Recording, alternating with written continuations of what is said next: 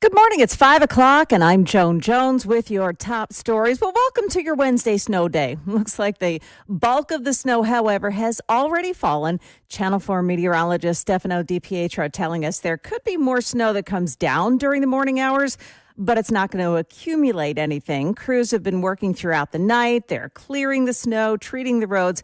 But of course, they're not all clear just yet. So TDOT here saying that if you do have to get out, go ahead and do it, but keep it slow on the roads and give those plows some space. Meantime, the city of Clarksville reported more than 50 car crashes as that snow was beginning to fall last night. The city asking people to stay off the roads. They're slippery there until crews can treat them. Also in Clarksville, police are searching for a woman who opened fire on a group of people, injuring three, including a 3-year-old girl. Lavievia Wilson is her name. She's accused of shooting the toddler in the hand, while a 44-year-old man suffered a critical injury to his abdomen. Another man was grazed by the bullets. Tennessee lawmakers are considering a bill that would ban the delivery of abortion-inducing drugs into the state. Anyone caught mailing or delivering those drugs to a Tennessee resident would face a $5 million fine for the death of an unborn child. Looks like the legislature will take that bill up sometime next week. It also looks like Kash Patel is on his way to becoming director of the FBI. The GOP-led Senate broke the filibuster on his nomination yesterday with a 48-45 vote. A handful of senators, however, chose not to vote. Lawmakers now have limited time to debate the nomination before a final confirmation vote tomorrow, and he'll need a simple majority to be confirmed. So far, all of Trump's second-term nominees have prevailed, although some of them have prevailed by very thin margins. And NASA has just increased the odds that a city-killer asteroid is going to strike the Earth in 2032. Initially, the space agency claimed that the rock called YR4 2024 had a 1 in 83 chance of hitting Earth, and it's ticked up since then. Now it's at 1 in 38, or a 2.6% chance. YR4 was discovered floating around the Earth in December. Now it measures roughly 131 to 295 feet in diameter, and scientists say it would hit the Earth with a force equal to 500 times the power of the atomic bomb dropped in Hiroshima. It is projected to hit populated areas including Bogota in Colombia, Lagos in Nigeria, and Mumbai in India. But scientists say by the time 2032 rolls around, the odds of it actually striking the U.S. could come back down or be completely ruled out, which has happened many other times before with other space objects. Scientists plan to gather as much info as they can in the interim using the James Webb Telescope. Market Numbers Report brought to you by Beacon Capital Management, online at beaconcm.com. Stock futures this morning all pointing down. The Dow futures minus 54 points right now. The NASDAQ futures are minus 13, and the S&P futures are minus 5.5 points. That comes after a good day on Wall Street yesterday. That's the latest news. We've got your traffic and weather next. I'm Joan Jones, WTN News.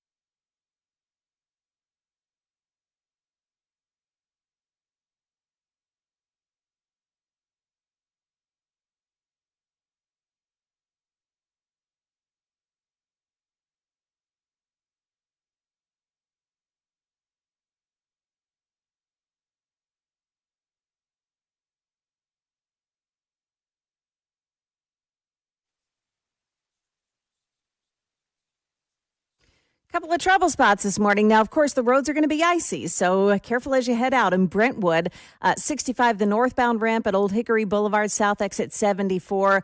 There's a stalled tractor trailer there. It's stuck in the snow, and it's blocking the off-ramp. You won't be able to get off there. Also in Belmont, I-440 westbound, the off-ramp to Hillsborough Pike, 21st Avenue. That is exit number 3.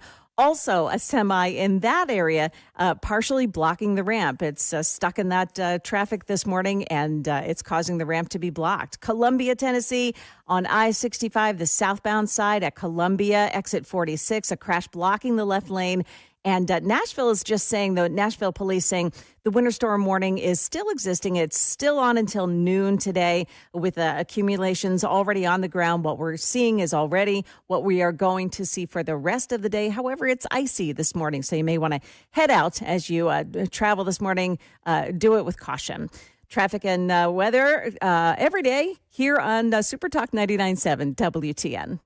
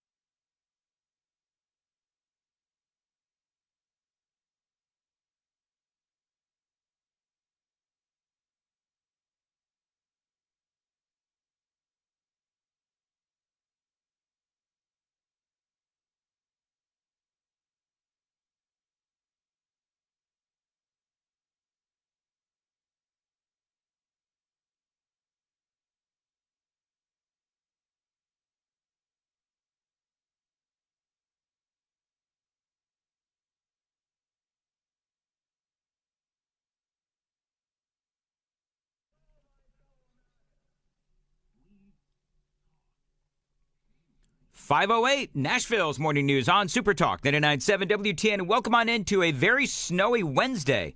Hope you are doing well. And let's check in real quick with Joan, who I believe is out in the Manchester area. Yeah. I'm in Mount Juliet, and we also, of course, have KGB in Nashville. Now, KGB, you actually had to drive into the radio station, and how were the roads when you came in? It wasn't too bad. It was snow, so it wasn't icy. That was the fortunate part. It was just like a light dusting, but you could see it getting kind of thicker and thicker. Yep. I was just going 40. I think at the fastest I went was like maybe a little over 50, because I was following the tracks, extra tire tracks. Yep.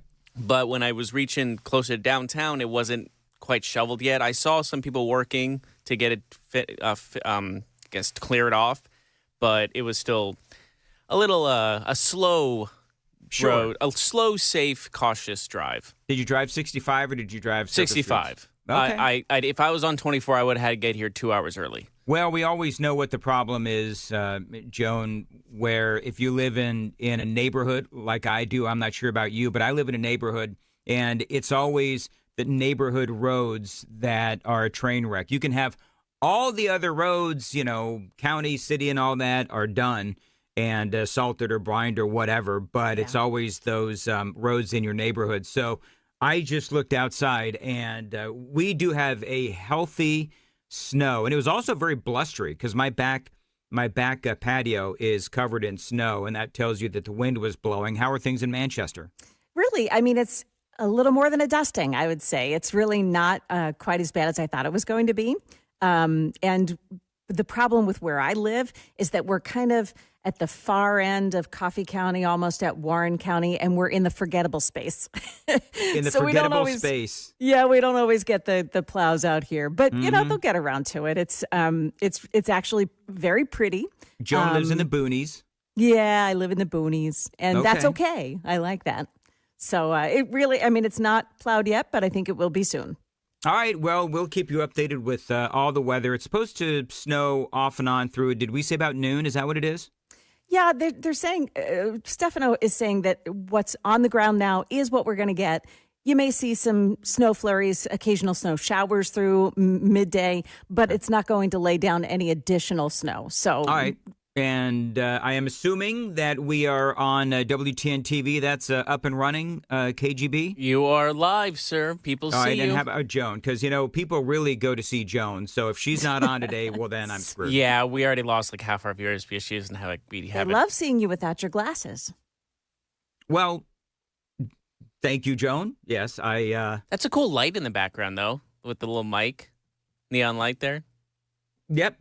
It's my own little home studio here, and actually, I have a new big beauty light, and this thing is like a baseball stadium. So it actually seems to be working with the shine on my head. So if you want to check us out, Joan apparently is not there, but I am KGB as well. WTN TV. You can find us on YouTube, Facebook, X, 997WTN.com. And, of course, you can listen to us anywhere you stream. And also don't forget the podcast. Now, on to business. Donald Trump and Elon Musk, the big interview with Sean Hannity. Now, this was a good interview, especially for Elon Musk. And it seemed like there was a purpose behind this interview. And the purpose behind the interview really was to talk about Elon Musk and make him sound more like a man of the people. Because, the Democrats, they've been screaming about Elon Musk and, oh, you don't want the world's richest man having access to the IRS and all of the other nonsense. And Elon Musk, he came off sounding, as I believe he is, just a regular guy. And one of the first things that they spoke about was how Donald Trump is a good man. And they also talked about the purpose of Doge. I think President Trump is a good man, and he's, the president has been so unfairly attacked in the media. It's really outrageous. And I've at this point spent a lot of time with the president, and not once have I seen him do something that was mean or cruel or wrong. Yeah, not once. Yeah, not once. The media, of course, portraying both Donald Trump and Elon Musk as a monster, Hitler, and the rest of that nonsense. And, of course, y'all know, all Donald Trump is trying to do is look out for America, and that's it. And for that, he is attacked. In the news today, this is huge. And I'm going to get to this very soon. Elon Musk, are you ready for a $5,000 Doge dividend? That is what Elon Musk is talking about. You think that they're popular now.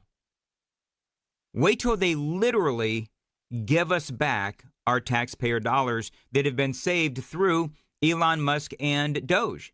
And so, again, part of this interview was designed for the American people to try and get to know Elon Musk and really try to stave off all of the attacks from the leftist media and the Democrats. Because, you do know that he is being blasted in the media, but Hannity asked him to describe himself. I think the way to think of me is like I'm a technologist, and I try to make technologies that improve the world and make life better. Your shirt. Yeah, and that's why my T-shirt says tech support, because I'm here to provide the president with technology support. And now that may seem like, well, is that a silly thing? But actually, it's a very important thing, because the president will make these executive orders, which are very sensible and good for the country, but then they don't get implemented. I mean, that is a great point. And that's something that we've all been talking about. We know that Trump has been doing a lot of things, and day after day, we see attorneys general or local governments or even folks within the government saying that they simply will not comply with Donald Trump, or again, even worse, these government agencies who go behind Donald Trump's back and they will continue to do the exact opposite of what Donald Trump has mandated and what the American people want.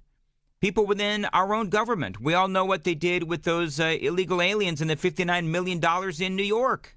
If you take, for example, all the funding for the migrant hotels, the president issued an executive order where, hey, we need to stop taking taxpayer money and paying for luxury hotels for illegal immigrants, which makes no sense. Like, so obviously, people do not want their tax dollars going to fund high-end hotels for illegals, and yet they were still doing that even as late as last week.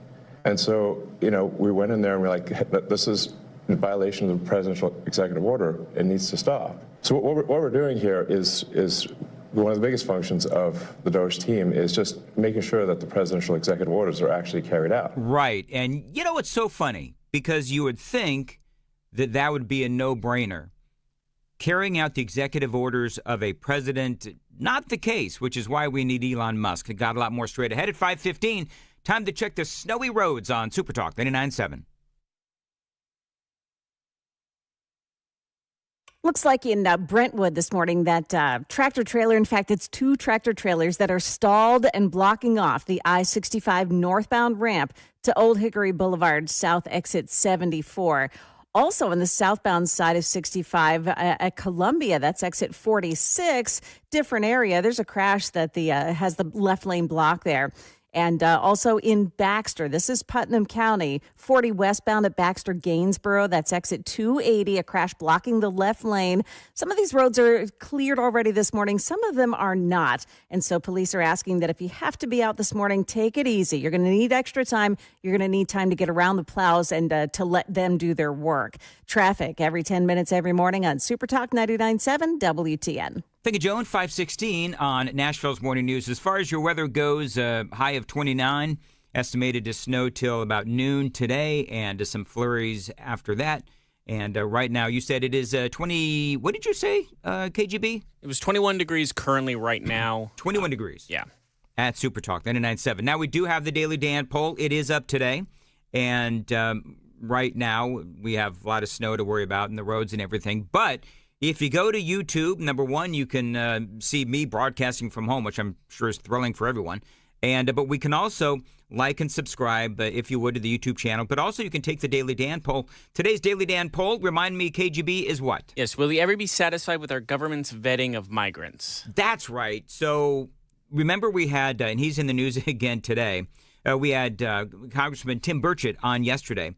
And one of the things that he talked about was the vetting of migrants and how he, I was asking him about the comment that he made about welcoming folks from Gaza into Tennessee.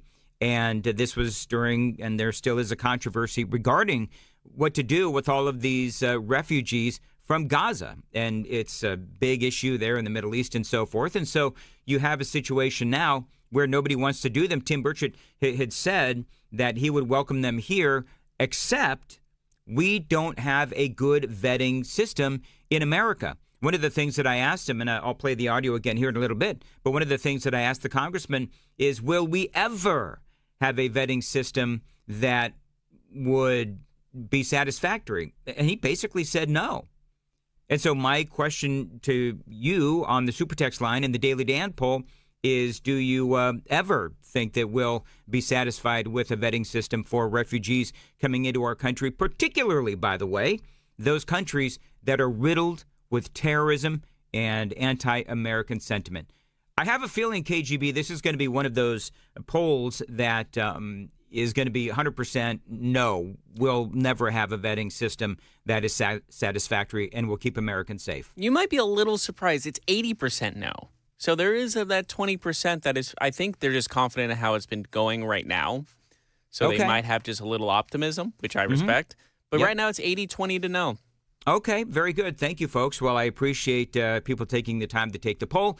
Appreciate it. So we're talking about this interview with Sean Hannity and Donald Trump and talking about what is going on in Washington, D.C. right now. At last soundbite we played, they were talking about the fact that there's folks that are in Washington, D.C. right now that are not complying, are refusing to comply, and they're part of the resistance when it comes to Donald Trump's executive orders.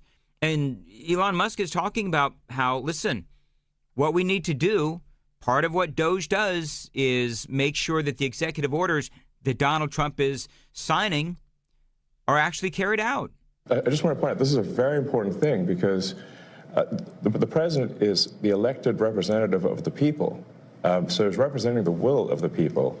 And if the bureaucracy is fighting the will of the people and preventing the president from implementing what the people want, then what we live in is a bureaucracy and not a democracy. Well, he is absolutely right. And by the way, coming up at about 5:25 or so, here on Nashville's Morning News. We are going to talk about big story in the news today, this $5,000 Doge dividend that is going to happen right before the news right here on Super Talk 99.7 WTN. And right now the time is 5:20.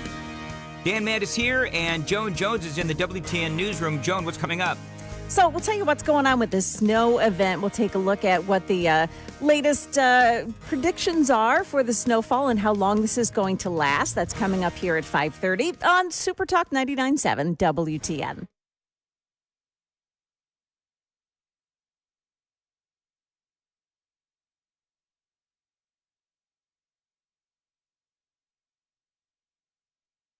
Did you know you're overpaying for your health and wellness products? With over 20 company-owned brands offering its members vitamins, supplements, wellness, and skincare products, you're able to save up to 70% off retail. Members Nutrition can't change your life, but we can change the way you live.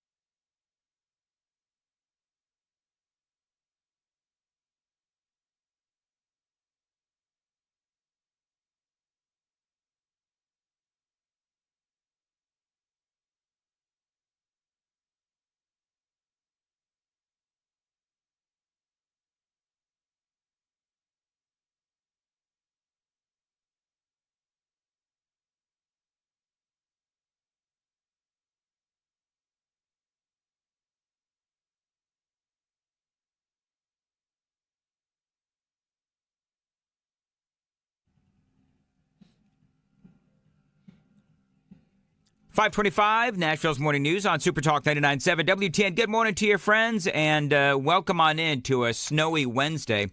Appreciate you listening to Nashville's Morning News and Super Talk 99.7 WTN. Yes, Elon Musk and others are talking about a Doge dividend. Now, this is very exciting because he is talking about $5,000 going back to the American people. Because, you know, and I've got more on this here a little bit later on, but they're saving a lot of money. They are saving a lot of money. And so when, you know, Elon Musk and Donald Trump, when they're talking about rooting out the corruption and the evil and the fraud and waste in Washington, D.C., I think that it makes all the sense in the world to give back $5,000 to we, the American people. I just want to point out, this is a very important thing because the president is the elected representative of the people. So he's representing the will of the people. And if the bureaucracy is fighting the will of the people and preventing the president from implementing what the people want, then what we live in is a bureaucracy and not a democracy. Well, he's absolutely right. Now, this is the audio from the Sean Hannity interview last night. We've seen the polling. We've covered it many times here on WTN and here on Nashville's Morning News.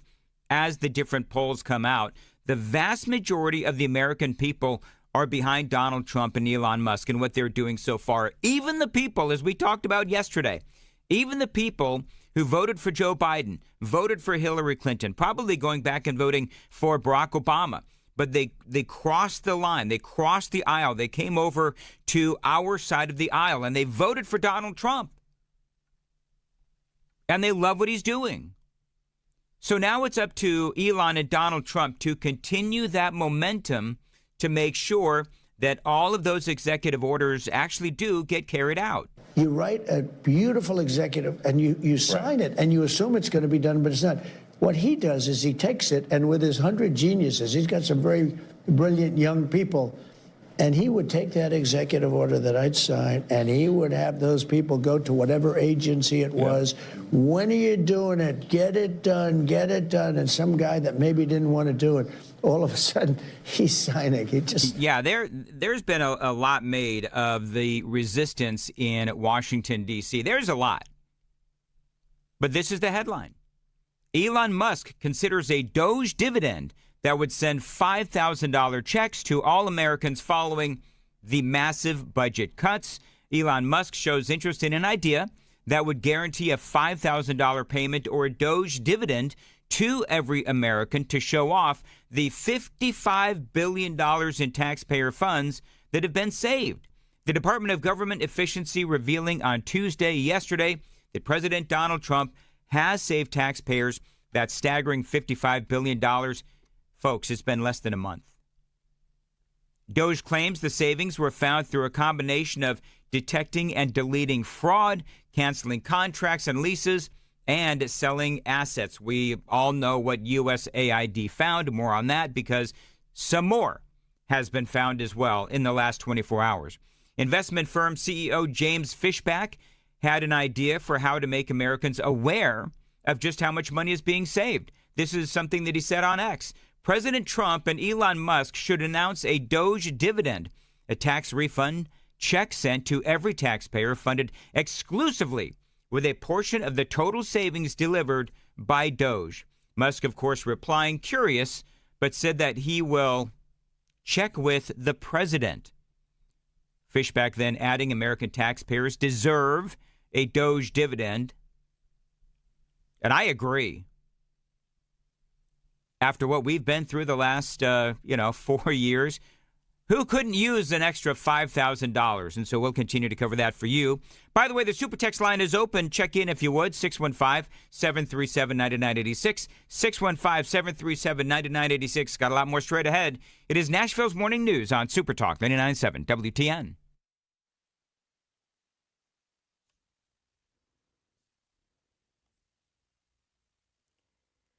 Good morning, 5:30 now. I'm Joan Jones with your top stories. Temps are in the 20s this morning. So, yeah, it's freezing outside along with that beautiful snow. pretty but slippery. So TDOT is asking extra patience with snow plows and trucks that are treating the roads. They're also asking that you keep speeds down. Now, the winter storm warning and the winter weather advisories, they're still on, and they'll be with us until about noon today. But most of the accumulation has already been put down. Not much more to come. We'll stay well below freezing, so that snow that you're seeing now will probably stick around.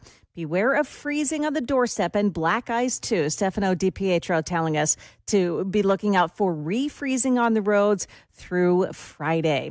Well, for people in Clarksville, this is just another punch in the gut. 4 days of heavy rainfall, historic flooding, and now this snow. Well, yesterday, Governor Bill Lee visited several neighborhoods to assess the flood damage. He was joined by some other state and local leaders, too, to understand how widespread the damage is and how the state can help. Lee said he has had phone calls with both Homeland Security and FEMA, who have both offered to help. But the governor said it's too early to provide answers on what resources will be made available to residents there. In New York City, an anti-Israel protest erupted into violence last night. A swarm of demonstrators flooding an Orthodox Jewish neighborhood in Brooklyn. They were chanting "Zionists go to hell," waving Palestinian flags and harassing the residents there. Now, police did arrest one protester after clashing with pro-Israel groups who assembled in protest. Now, the New York Post is saying there have been countless demonstrations like this in the Big Apple ever since Hamas attacked the Jewish state on October 7th, 2023.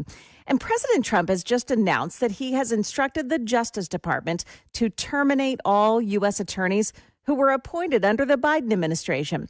He says the federal agency has been politicized like never before. The president saying these latest firings will restore confidence in the justice system that he has long claimed was weaponized against him.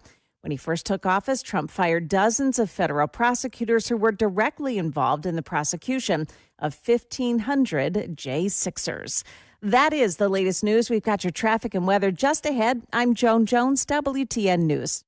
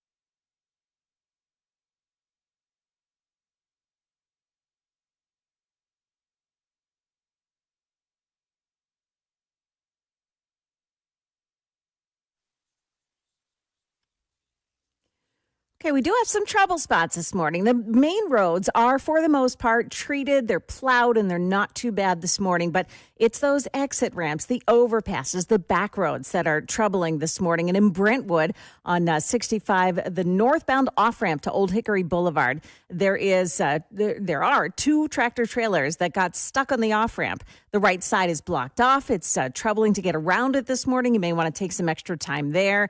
Talbot's Corner, 65 southbound, at that merge there at Trinity Lane, there's an accident and the right lane has been blocked off. Rural Hill, an accident blocking the left shoulder on 24 eastbound side right after Bell Road. Looks like a vehicle spun out there. It's facing the wrong direction. So that tells you, it is a little icy on those roads still this morning. And 65 southbound in Columbia, exit 46, a crash blocks off the left lane.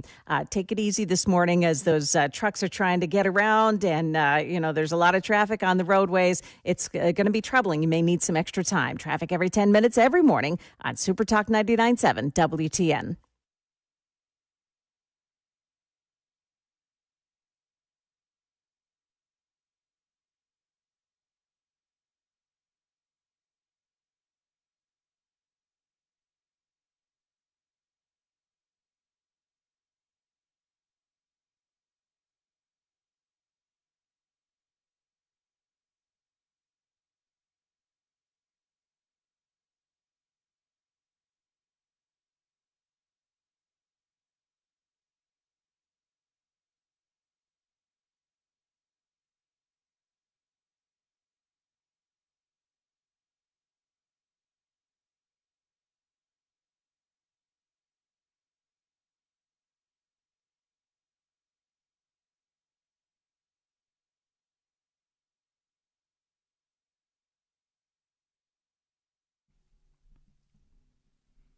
.537, Nashville's Morning News on Super Talk 99.7 WTN.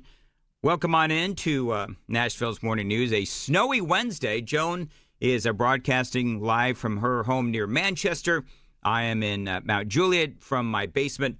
I got to be careful because I'm in my basement, and I'm going to be honest with you, Joan and KGB, I completely forget that the camera's on. What does that mean? It work. There's cameras everywhere.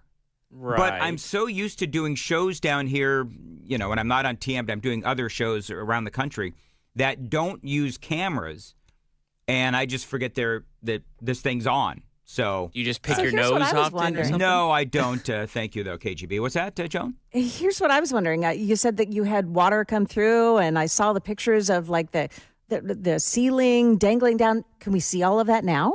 No, you can't. Okay. I could actually take a picture of what I'm looking at on my left because it is so dusty and so gross down here. I am going to get out of here and immediately go up and take a shower because it is my beautiful, pristine basement that I actually take a lot of pride in because I did a lot of this stuff down here myself. It is a wreck. For people that don't know, yesterday I was on my way home, got a call from Amy, and we had water again coming through the ceiling down into the basement. It's a big washing machine disaster thing. And so we had to have the people come out, and they had to, we've got all the fans going on down. It's just a mess. It is just a dusty, gross mess.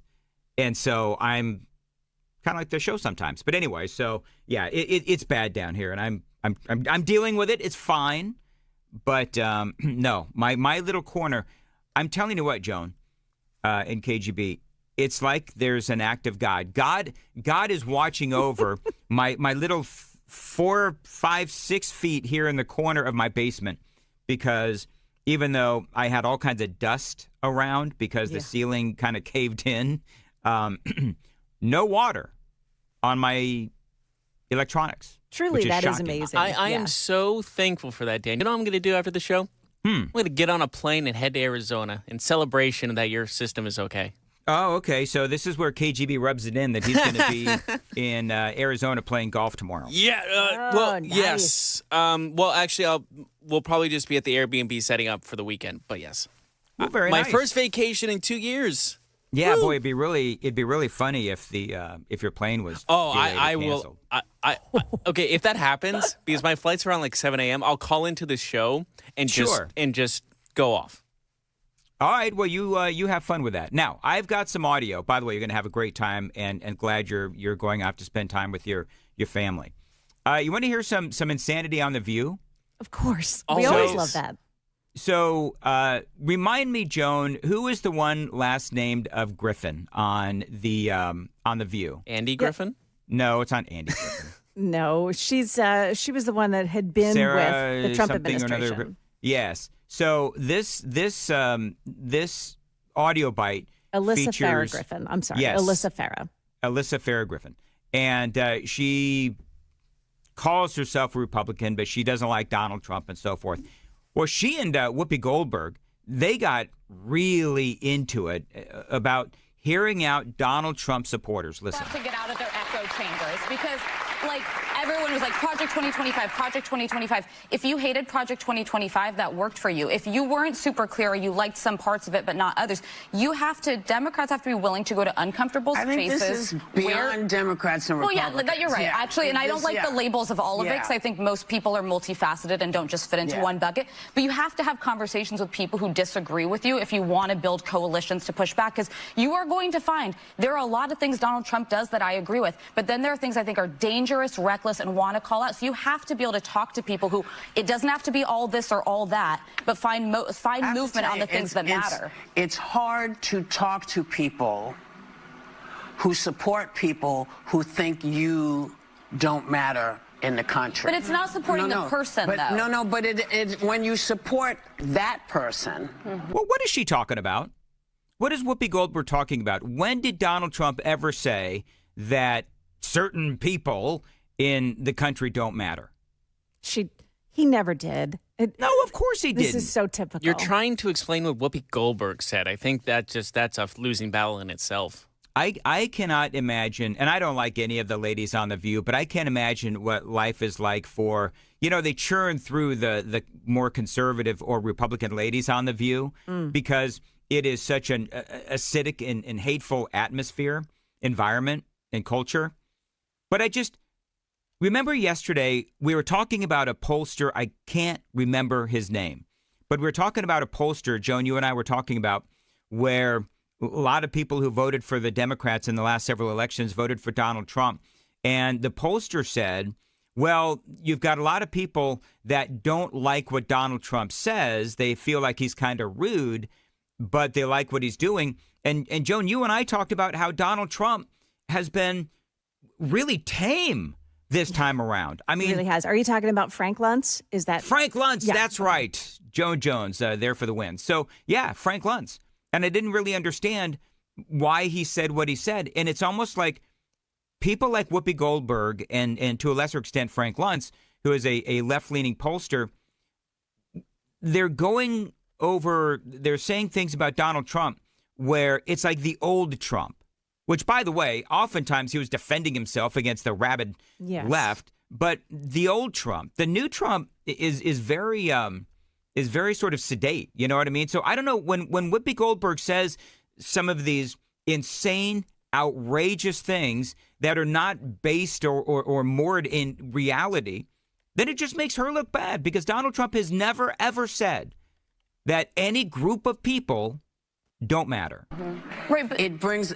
Go ahead. But I don't support that person. My point being that I don't disagree with everything Trump is doing, so we have to be able to have conversations, but we do agree on these Right, things, so but- how can we all get together on Well, those when we issues? find the stuff that we agree on, that's what we do. Yeah, right. But when we find the stuff that is disagreeable to the majority, now, I didn't find anything of interest for me in Project 2025. I didn't feel like this was geared to us as a nation. She does know the Project 2025 was not actually, I mean, stop me when you folks have heard this before, but she does understand that Project 2025 was not an official blueprint for the Trump administration. There are some things in Project 2025,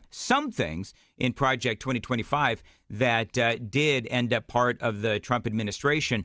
However, I mean, there is a lot of stuff in Project 2025 that has not been part of the Trump administration. But Whoopi Goldberg and Alyssa Farah Griffin, it's almost like they don't have anything of substance to talk about, so they go down this road.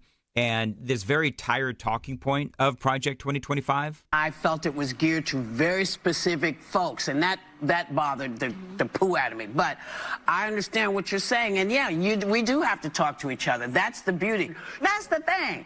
When people tell you who they are, you got to believe them. First time. No, whatever. All right. It's funny. She said something about how things that Donald Trump said or did would bother the poo out of her. She's got a lot of poo in her. She is full of Whoopi Goldberg there. I don't even want to think about it. I thought that was a funny joke. Was that not funny? Oh, we can move on. But I'm saying she's one of those that, people that isn't she like fingernails on a chalkboard kind of thing. When she starts talking, you just. Ugh. Well, here's the thing: is between. And I do understand, and every time I guarantee you, I'm on the super text line right now. I'm waiting for somebody to say, "Why are you playing The View? They don't matter." Right? Every time we play, The View does matter. The View does matter in the sense that, yeah, you know what? This is how a lot of people in America think. And so, and people always ask me, and it drives me nuts. And listen, I love each and every one of you. I really do. And so when people say, for example, why are you, yesterday, we're talking about Phil Williams in Channel 5 and the absolute biased, inaccurate reporting that they were doing on Donald Trump. And I'm gonna air quote all this, gutting the funding for medical research, which that's not what Donald Trump is doing. And so I had folks texting into the super text line at 615-737-9986. They were saying, why are you even playing this audio? Because, they don't matter. Channel 5 doesn't matter. And my point in doing this, whether it is Channel 5, whether it's The View, my point is, okay, well then, if I don't call them out, who will? If we don't call them out on WTN, then nobody will in this city. You think NPR is going to do it? No. We have to do it because nobody else is willing to do it. Our friends at the Tennessee Star, they do it as well. But for me, it's like, why are you playing The View? They don't matter, 2719. I know they don't matter, but they do matter to a lot of people, including, every day the numbers show. Every day we have new people coming and listening to this radio broadcast and this radio station. So for those people, we have to speak. When you talk about truth to power, I mean, I understand that you could take that any number of different ways. To me, speaking truth to power is speaking truth to a lot of the folks out there in the left stream media or the mainstream media, whatever you want to say, who continue to report lies. And that's basically what's been going on. So, yeah, we have to talk about these things. Question, Joan and KGB, because people are saying that if it comes down to a Doge dividend of $5,000, people, 2719 says, I only texted that because you said you were waiting for it. Thank you, 2719. Caught me hook, line, and sinker. People are saying they would rather not have a $5,000 Doge dividend. They would rather see that money to pay down the national debt. Amen. That's exactly what I've been thinking. I mean, this whole effort by Doge and by Elon Musk has been to save us from the financial brink we're on. So why are we considering using that money to get us off the brink? I think because people feel like over the last 4 years, and I'm just spitballing here, but I think over the last 4 years, we have lost so much money because of Joe Biden's inflation that I think the American people feel like they deserve to get some of that money back. That's all I would say. But, maybe. I mean, you could very easily make a case that we should actually be paying down the debt. Very easily. I do think so. I really do. Okay. I mean, that's what our kids are going to be left with, our grandchildren, our great-grandchildren. Yep. Get us off the brink, and then we'll talk about giving back to the people who obviously paid our way through this society. Or the cynical side of me, and KGB, I'd love to hear what you have to say on this. But you could also save that cynical side, save that Doge dividend until 2026, heading into the midterm elections. You could also do it that way. Oh, Listen, yeah, smart. you always have to think about politics. KGB, yes or no? Pay off the dividend, or pay off the debt, or take the dividend. I mean, I would love to pay off the debt because, I mean, growing up right now, and I want to raise a family one day, I need to be in a financial situation where I'm not going to be having to pay off this while trying to support a family. You know, and you bring up a great point. But what about, so we can pay off the nation's debt, but what about our own debt? Well, what about KGB's debt? What about my debt? What about your debt, folks? Well, that's a whole different ballgame, but I see what your point is. There's just so much to be paid for, and if we can just get a chunk done every now and then, like just little by little over the course of these next 2 to 4 years, I'm all for it. Because if we have another Democrat elector, we're going to get higher in debt again. That's what I'm saying. Maybe what we need to do is save the Doge dividend until we're heading into the midterm elections. That's all I'm saying. It is 5:52 on Nashville's Morning News. Joan Jones has the news coming up at 6. Joan, what you got? Well, no more accumulation, but plenty of traffic trouble to tell you about this morning caused by that snow. Also, we'll take a look at how things are going at the airport this morning. Those stories coming up at 6 o'clock on Super Talk 99.7 WTN.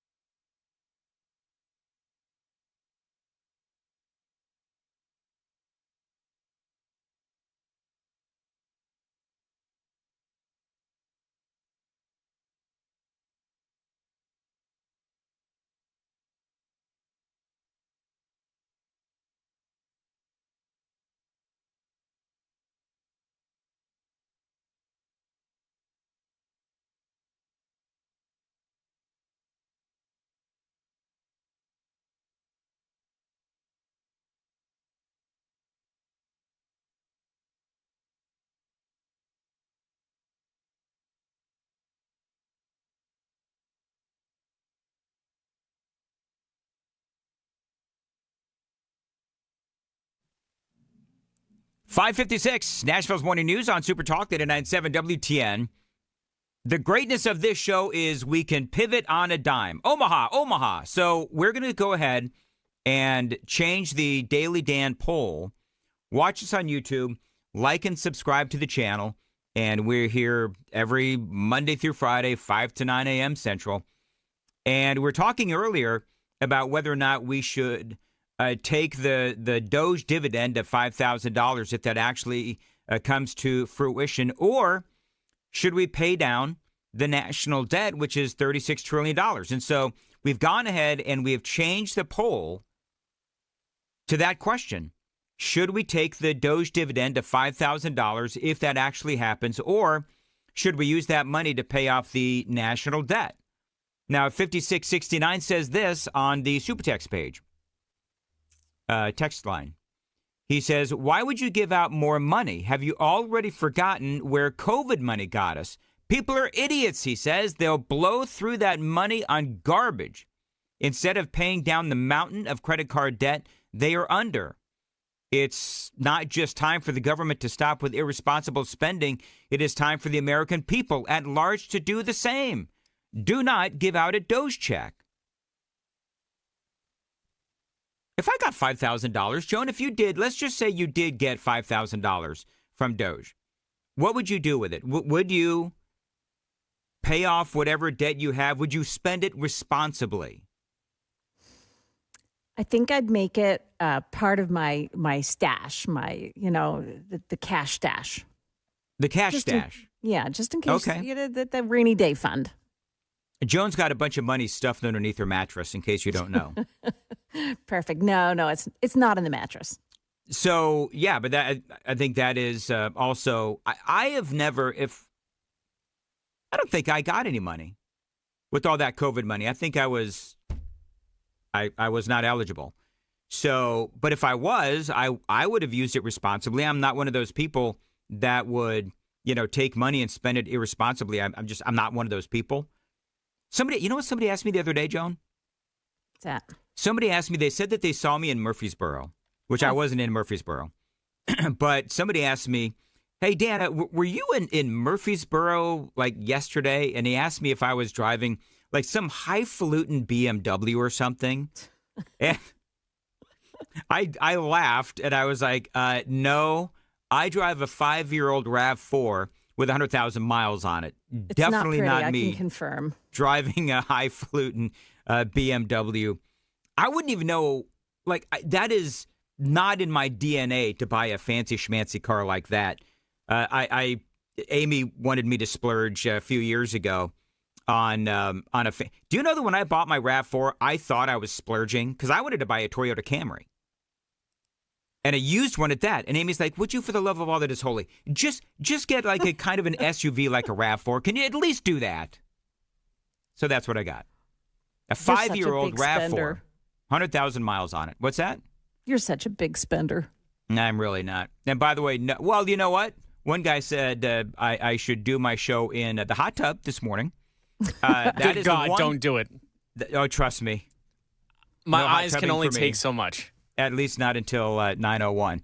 Got a lot more straight ahead. It's Nashville's Morning News on Super Talk 99.7 WTN.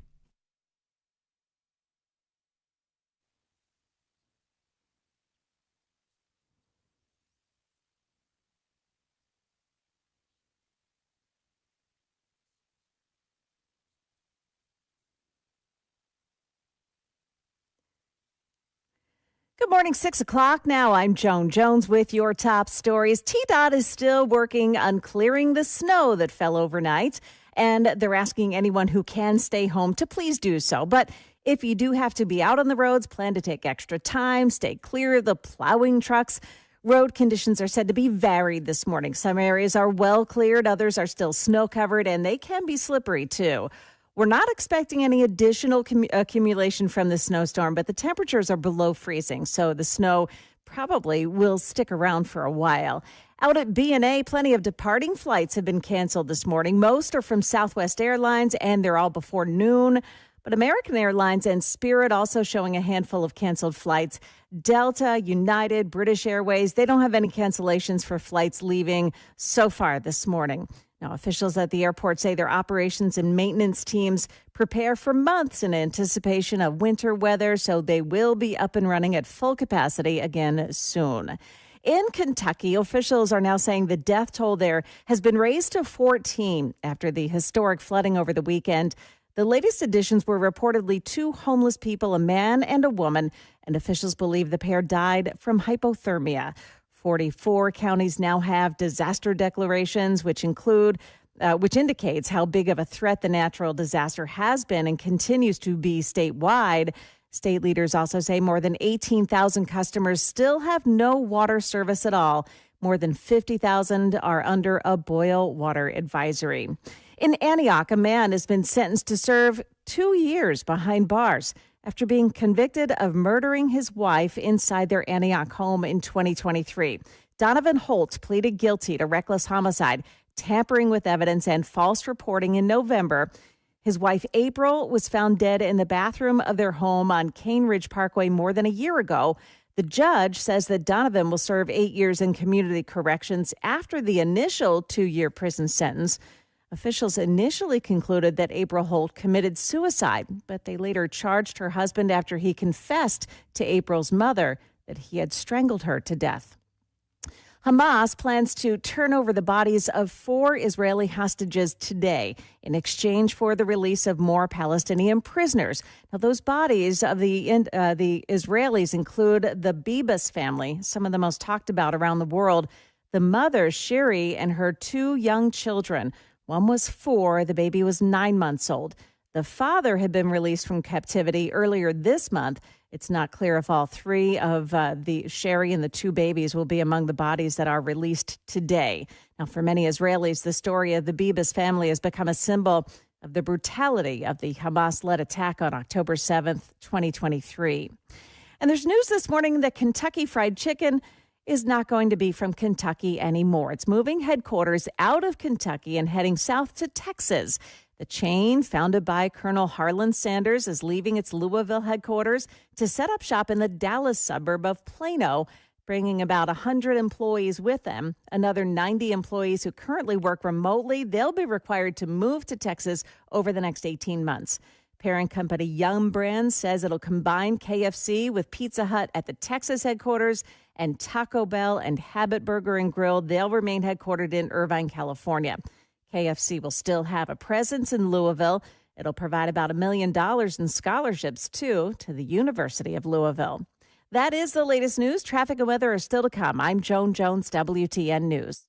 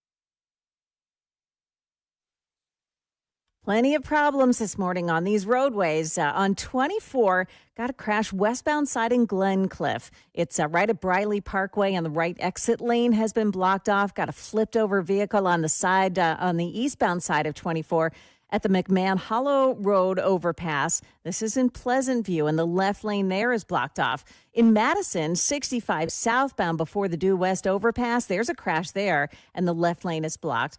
Also, the left lane blocked in Columbia on 65 southbound at exit 46. The left lane again there blocked by a crash. And then if you plan to travel out to Baxter, you've got 40 westbound at the Baxter-Gainsborough exit 280. The left lane blocked off by a crash there. Now, TDOT is saying that it's cleared off most of the major roadways, but there are still some icy spots this morning, and some of the back roads are not yet cleared. Also, overpasses and exits, they're all very slippery this morning as well. Take your time as you travel. You may need it. Traffic every 10 minutes every morning on Super Talk 99.7 WTN.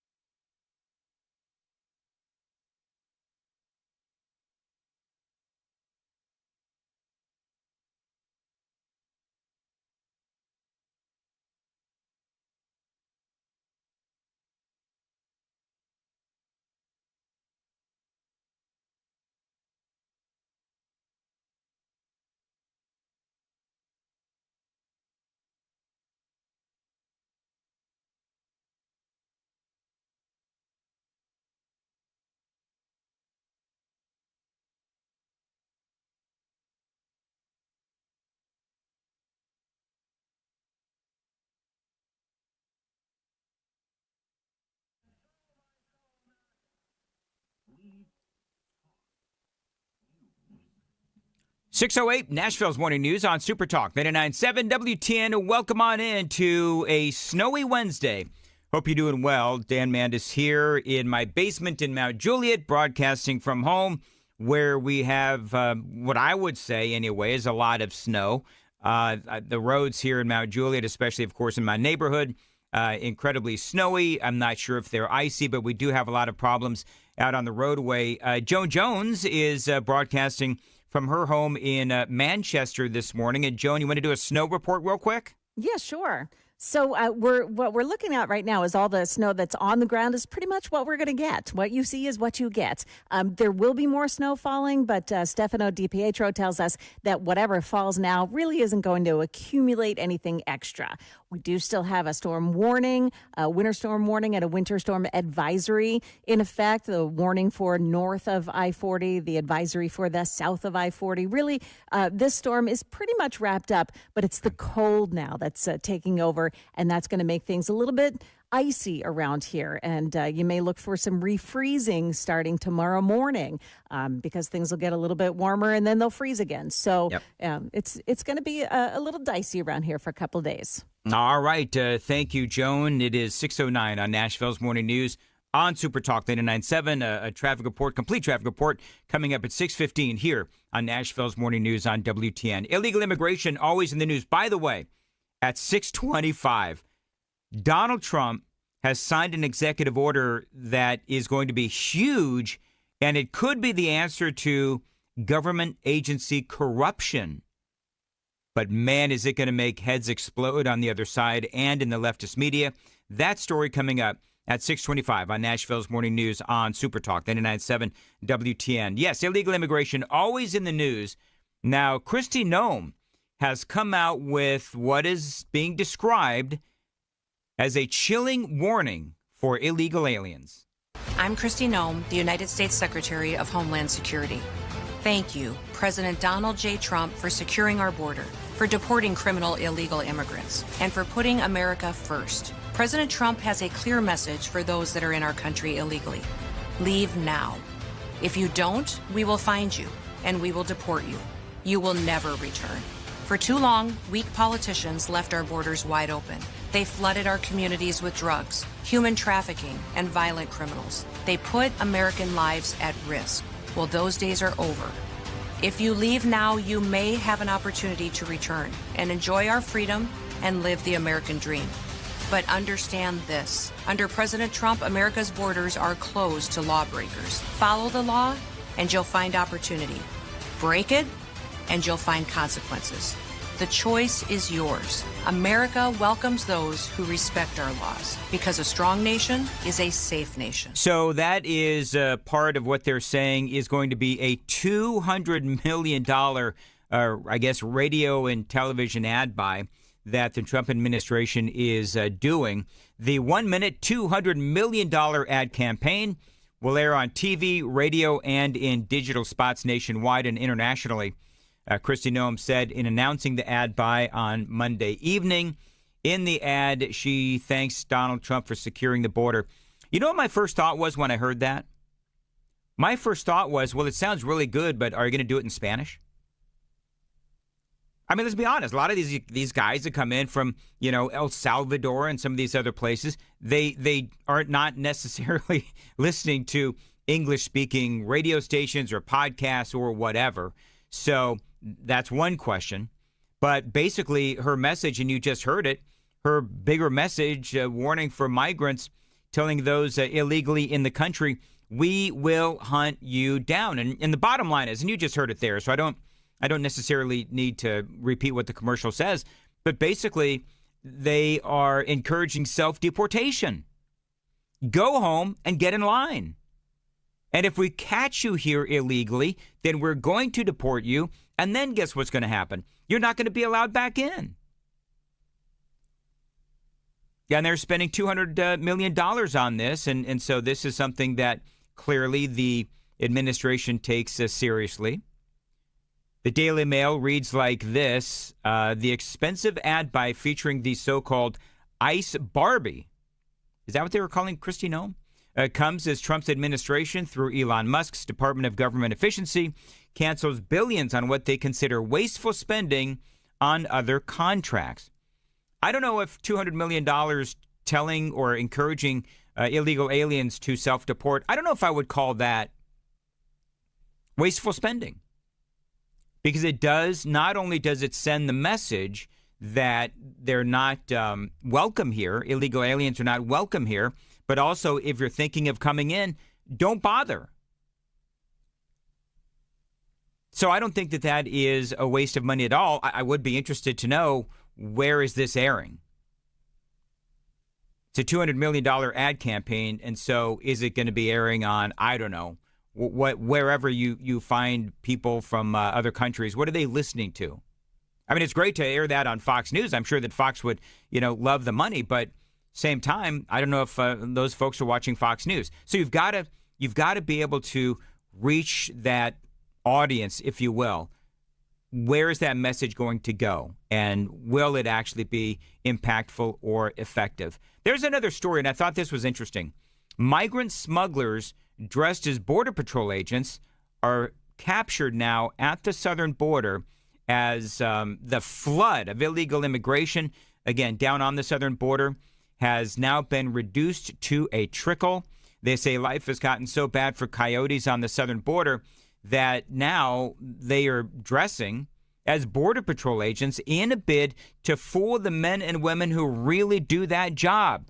Agents in Yuma, Arizona nabbed 3 men, 2 Americans and a Mexican, just days before Donald Trump's inauguration as they tried to impersonate Border Patrol to smuggle 24 migrants, mostly Mexicans, into the country.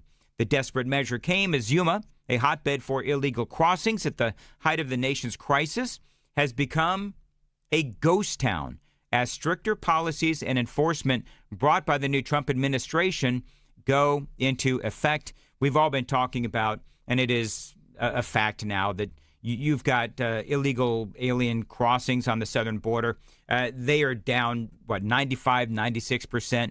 It is insane. So good for Donald Trump and good for Stephen Miller. Have you heard this audio?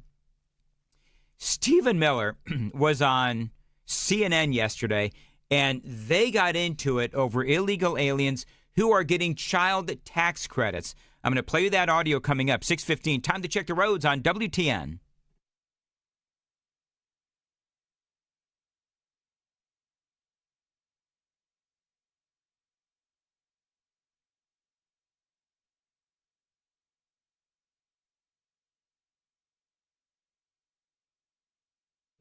All right, roads are tricky this morning. Be careful. Weather today, a high of 29 right now, 20 degrees. We do have some flurries out there, but they're saying some snow could continue until noon. It is possible, but basically it's just going to, from here on out, some flurries, some snow, but really, really cold. And again, 20 degrees at Super Talk 99.7 WTN.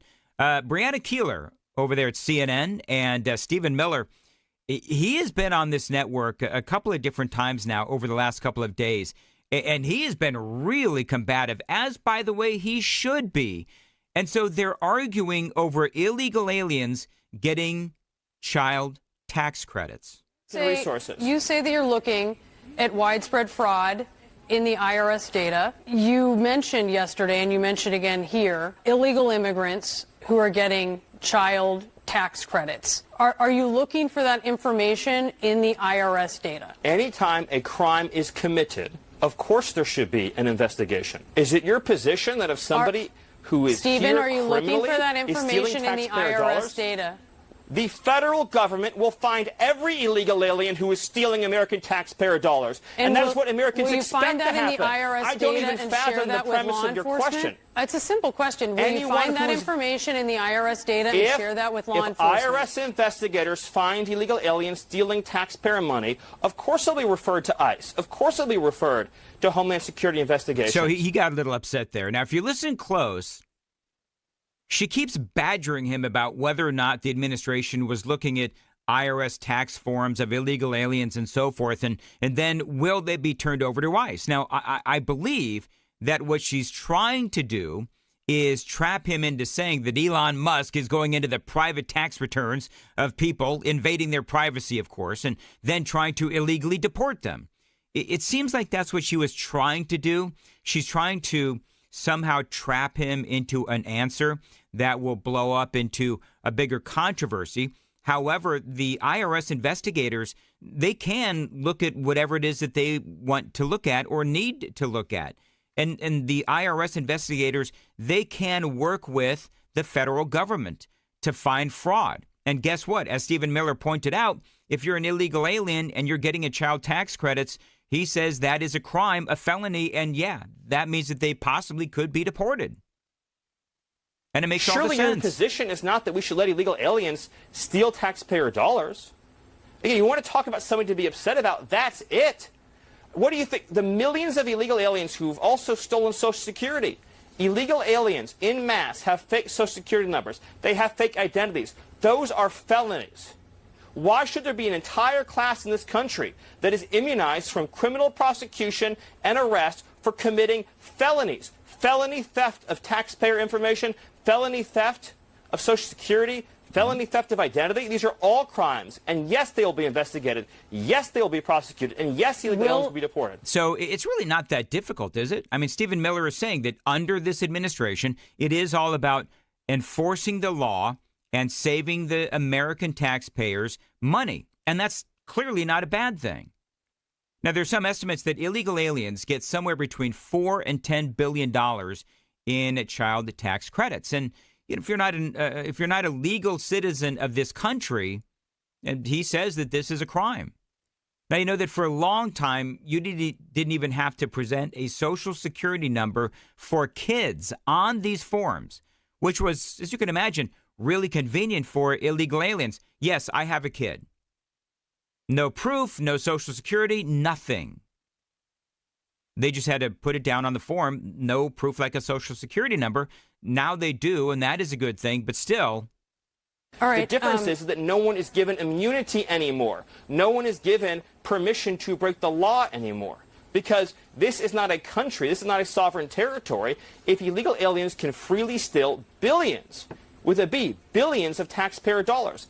And I would have to imagine that CNN, which is endlessly talked about the importance of democracy and the rule of law, would say that no class in this country should be above the law, least of all illegal aliens who've trespassed on our territory. No, Stephen, I'm just asking, I wanted to get your position on some things. We're not taking a position here. We wanted to get some answers to some questions. There are so many questions that need to be answered. It doesn't sound Stephen to me Miller, like you are, in fact, you. indifferent or unbiased on these questions, but thank you.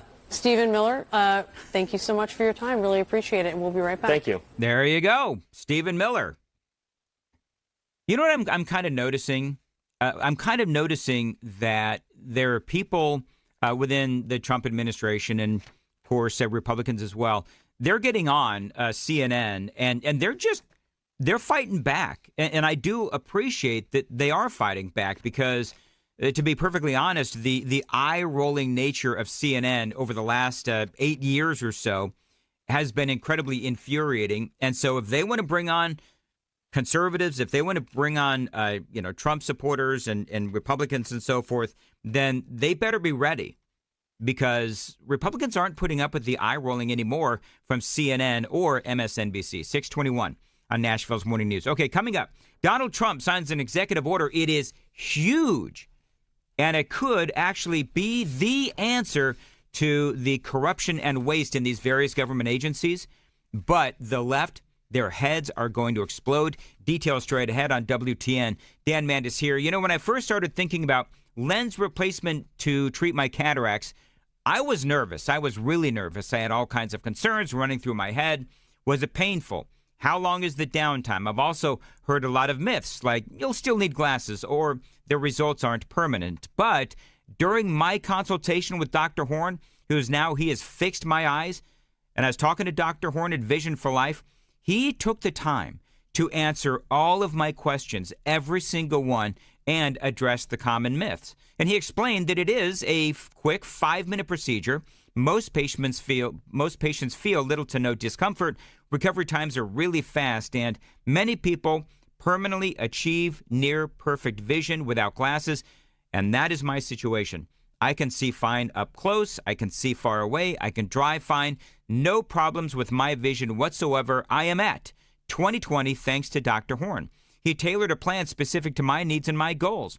He walked me through the lens options and how they could help me not just to restore my vision, but also my quality of life. If you've been putting off cataract surgery, don't. Call my guy, Dr. Horn, at Vision for Life. It's 615-436-2020, 615-436-2020. Find them online at visionforlife.com. That's visionforlife.com. It is 6:23 on Nashville's Morning News on Super Talk 99.7 WTN. Joan Jones has the news at 6:30. Joan. Dan, we've got the latest on what's going on with this weather system, whether or not it's over. Do we have more coming our way? We've got the latest. Also, a couple of 12-year-olds are in trouble with Metro Nashville police. We'll tell you why. Those stories coming up at 6:30 on Super Talk 99.7 WTN.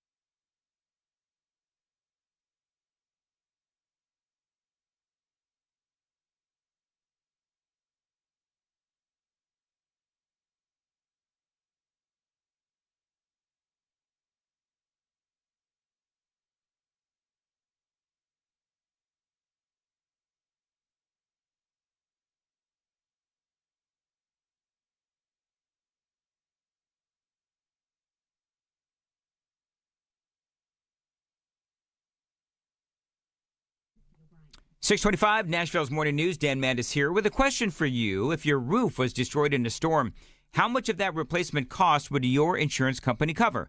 Now, if you don't know, you really do need to ask. Thousands of dollars are on the line because some insurance companies refuse to pay full replacement cost. They're going to deduct money for an older roof, and this means that the insurance company is depreciating how much they pay for your roof claim. If you've got an older roof, they're going to pay you less, and yes, you could be on the hook for for thousands of dollars. Now, my friends at King & Associates Insurance, they will pay full replacement cost, something your insurance company currently may not be doing. So whether you have to replace a 10-year-old roof or a 2-year-old roof, they will pay for it to be replaced, period.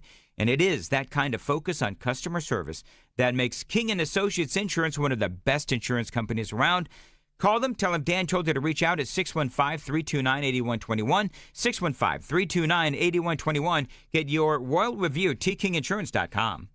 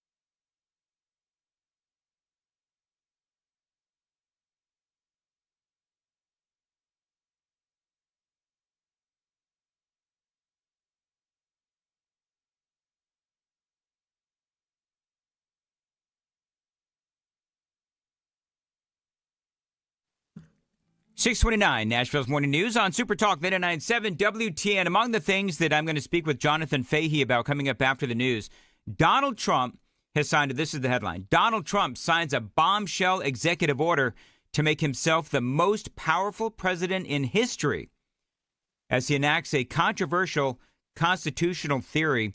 Basically what he's doing is he is going to be taking over these independent agencies by seizing various departments that normally would act in accordance with Congress and bring them under control of the executive branch in the White House.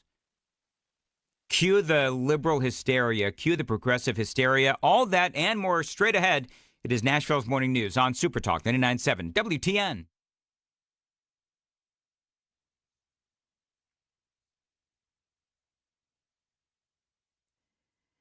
Good morning. It's now 6:30. I'm Joan Jones with your top stories. Looks like we've got about 4 to 5 inches of snow in the deepest parts this morning north of I-40. It's a little bit less than that, maybe an inch or so as you get to the farthest southern points of the WTN listening area. And Stefano DiPietro at Channel 4 is telling us, for the most part, all you see on the ground now is all we're going to get as far as accumulation goes. But the tricky part is going to be the icing conditions because of the extreme cold that's coming over the next few days. Stefano says, watch it in the mornings because of refreeze. A couple of middle schoolers are in trouble with police after making school threats on social media. Those students both attend Madison Middle School in Nashville. They're both 12 years old. Now, in an online threat, those students were seen posing with several guns, including what appeared to be an AK-47. Police searched those students' homes. A toy AK-47 was found in one boy's bedroom. Police also said there were several real guns in that home, and they were unsecured. The boys have both been arrested. Metro Nashville police have made an arrest in a shooting at a convenience store parking lot earlier this month. 38-year-old William Hall arrested and charged with killing another man in the parking lot of the Z-Mart on Dickerson Pike. The two met at that convenience store to settle a debt when they began fighting and physically attacking one another. Police say that's when Hall shot the other man, who later died at the hospital. Hall has been charged with criminal homicide and unlawful gun possession by a convicted felon. Ukraine says it's been hit with a major missile and drone strike.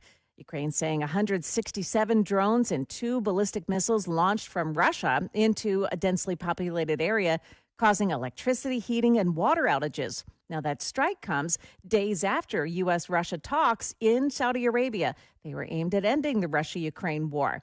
Ukrainian President Volodymyr Zelensky felt snubbed at not being asked into those talks, but President Trump has shrugged those complaints off, saying Ukraine has had 3 years to get something done with Moscow to avoid the huge loss of lives and land. And a new nonstop flight has been added to Frontier Airlines lineup out of BNA.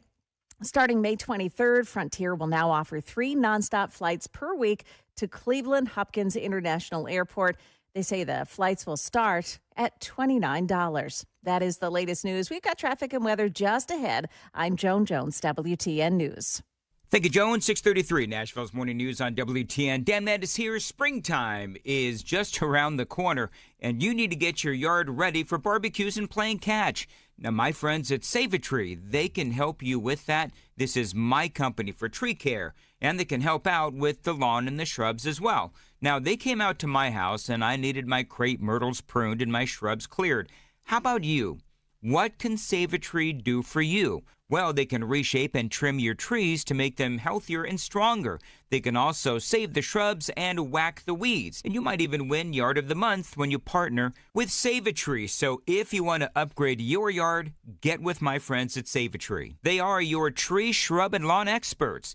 See how beautiful your yard can be. Set up your own evaluation at saveatree.com. Spelling is important here, so listen up. SAVATREE, saveatree.com, S-A-V without the E, S-A-V-A-T-R-E-E, saveatree.com. You can also simply dial pound 250 on your smart device and say the keyword Save a Tree. That's pound 250, keyword Save a Tree, and tell them Dan Mandis told you to reach out.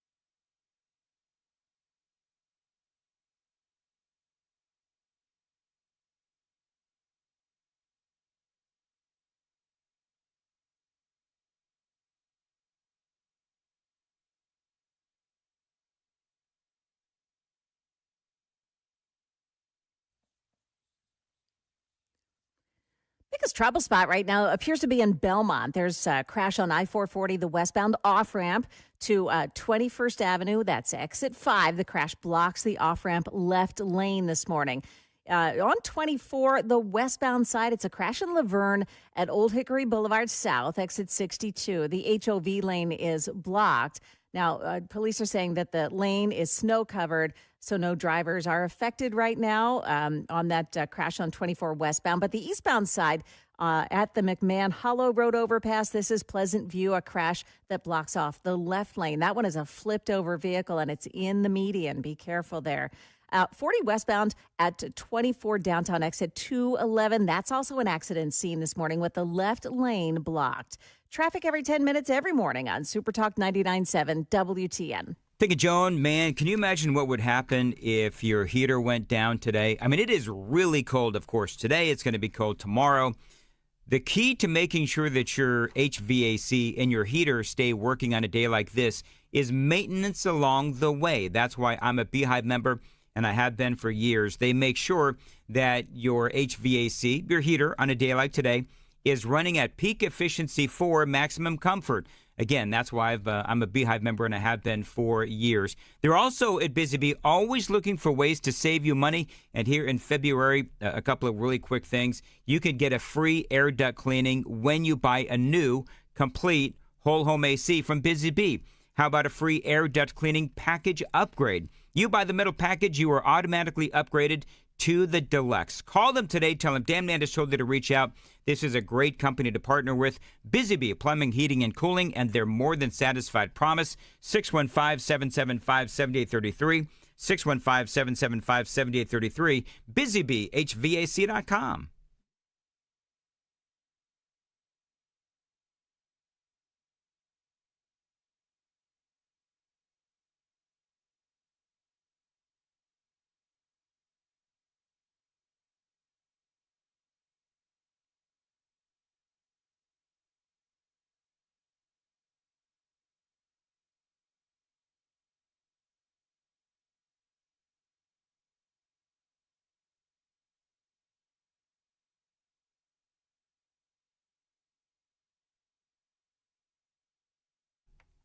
.637 Nashville's Morning News on Super Talk 99.7 WTN. Welcome on into a snowy Wednesday across Middle Tennessee. I'm Dan Mandis. Somebody said I should say when I'm broadcasting from home, broadcasting live from the Dan Cave, which really is what it is here in my basement.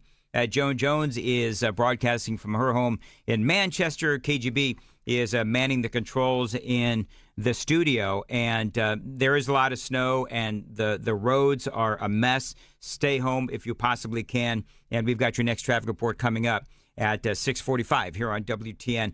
Go to watch us on YouTube, like and subscribe to the channel if you would, throw us a bone. But also we have the Daily Dan poll, and the poll today, Elon Musk is out there talking about a $5,000 Doge dividend. And basically the idea is the American people, after all of the savings from Doge, the American people get $5,000 back in a check. It's a dividend from Doge. Some people are saying, no, what we need to do is pay down the national debt. And so we had a nice little conversation about that earlier, so we decided to make it the Dan poll, the Daily Dan poll. And so KGB, very quickly, as we want to get to Jonathan Fahy, but so far, are people wanting the check, or do they want to go ahead and pay down the debt? Right now, it's at 59% pay off the national debt to 41% of $5,000 for you. So all right. They prefer the debt.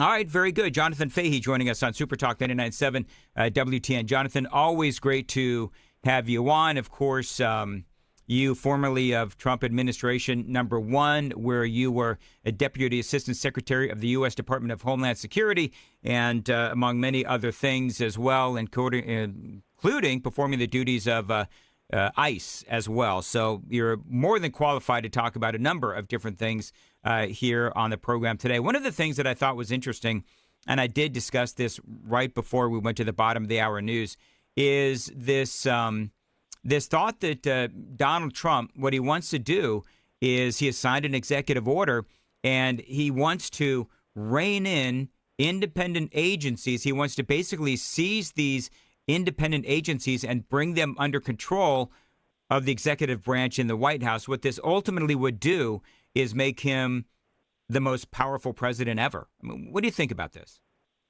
Well, it is interesting when you seeing all this sort of back and forth on Doge and other things that, there are a lot of these agencies, and sort of, Elon Musk was talking about this last night on, Sean Hannity's show, that a lot of people look at the bureaucrats and the bureaucracy are almost treated as if they're like a fourth branch of government, and you can't even come near them. So a lot of these independent agencies or semi-independent agencies, they really are part of the executive branch. So it's a legitimate discussion whether or not they can be eliminated or be reined in by the executive branch, because as you know, we have three branches of government, and the bureaucracy or other things aren't underneath them, and you can't just create a fourth branch of government or something else independently just through Congress or anything else. You would need to go through the Constitution. So I think it's pretty interesting how it plays out, and a lot of the pushback, as you know, is because Donald Trump's trying to do this, because Joe Biden was pretty aggressive, and I say Joe Biden in quotes, meaning whoever told him what to do, was they were pretty aggressive with things like executive orders and other things to expand the power of the executive branch. So it's a pretty natural thing to do. The only difference is, one, it's Donald Trump, so everything he does is bad according to the media, and two, he's not a Democrat, because the Democrats essentially control the fourth branch of government through bureaucracy. So when he's trying to rein it in, they're really fighting back to keep their own power as Democrats, not really on the principle of limiting some of these agencies. Well, I mean, look where all of this waste, fraud, and abuse is being found. It is in these agencies, and so it makes all the sense in the world. You've got people that are. I mean, I can hear the hue and cry now. I know, Jonathan Fahy, that you can as well. Oh my gosh, Donald Trump wants to be a dictator, and all of these other things.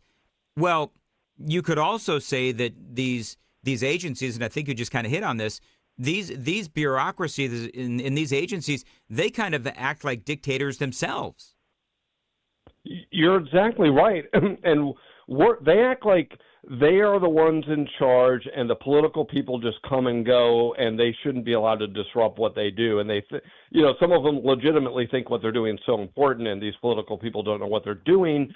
But that's not the point. Our system is the political people, the executive branch, gets to make the decisions, and that's the way our country was founded. If they want to, change it, they should try to change it legitimately.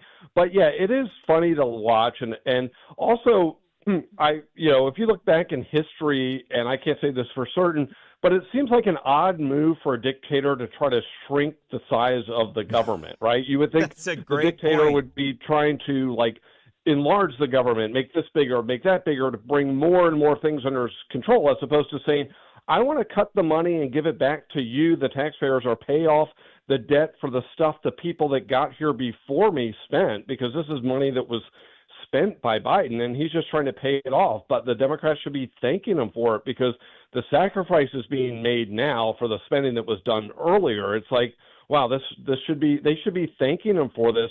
And this just one last point. It's so funny that the Democrats' two biggest hills they're standing on right now are to keep illegal alien criminals in the country and to keep government waste. It's truly astonishing to throw in, CBS wanting to, censor everyone that doesn't agree with them. But it's just amazing to me that they can't sort of tactically change a little bit to sort of embrace some of this and sort of thank Elon and then attack him sort of a little more subtly. But it's just funny, they can't help themselves, just this reflexive anti-Trump stuff. And it's funny watching the Democrats and how they adjust, because I don't think they're adjusting quite very well at this point. Oh, they are flailing.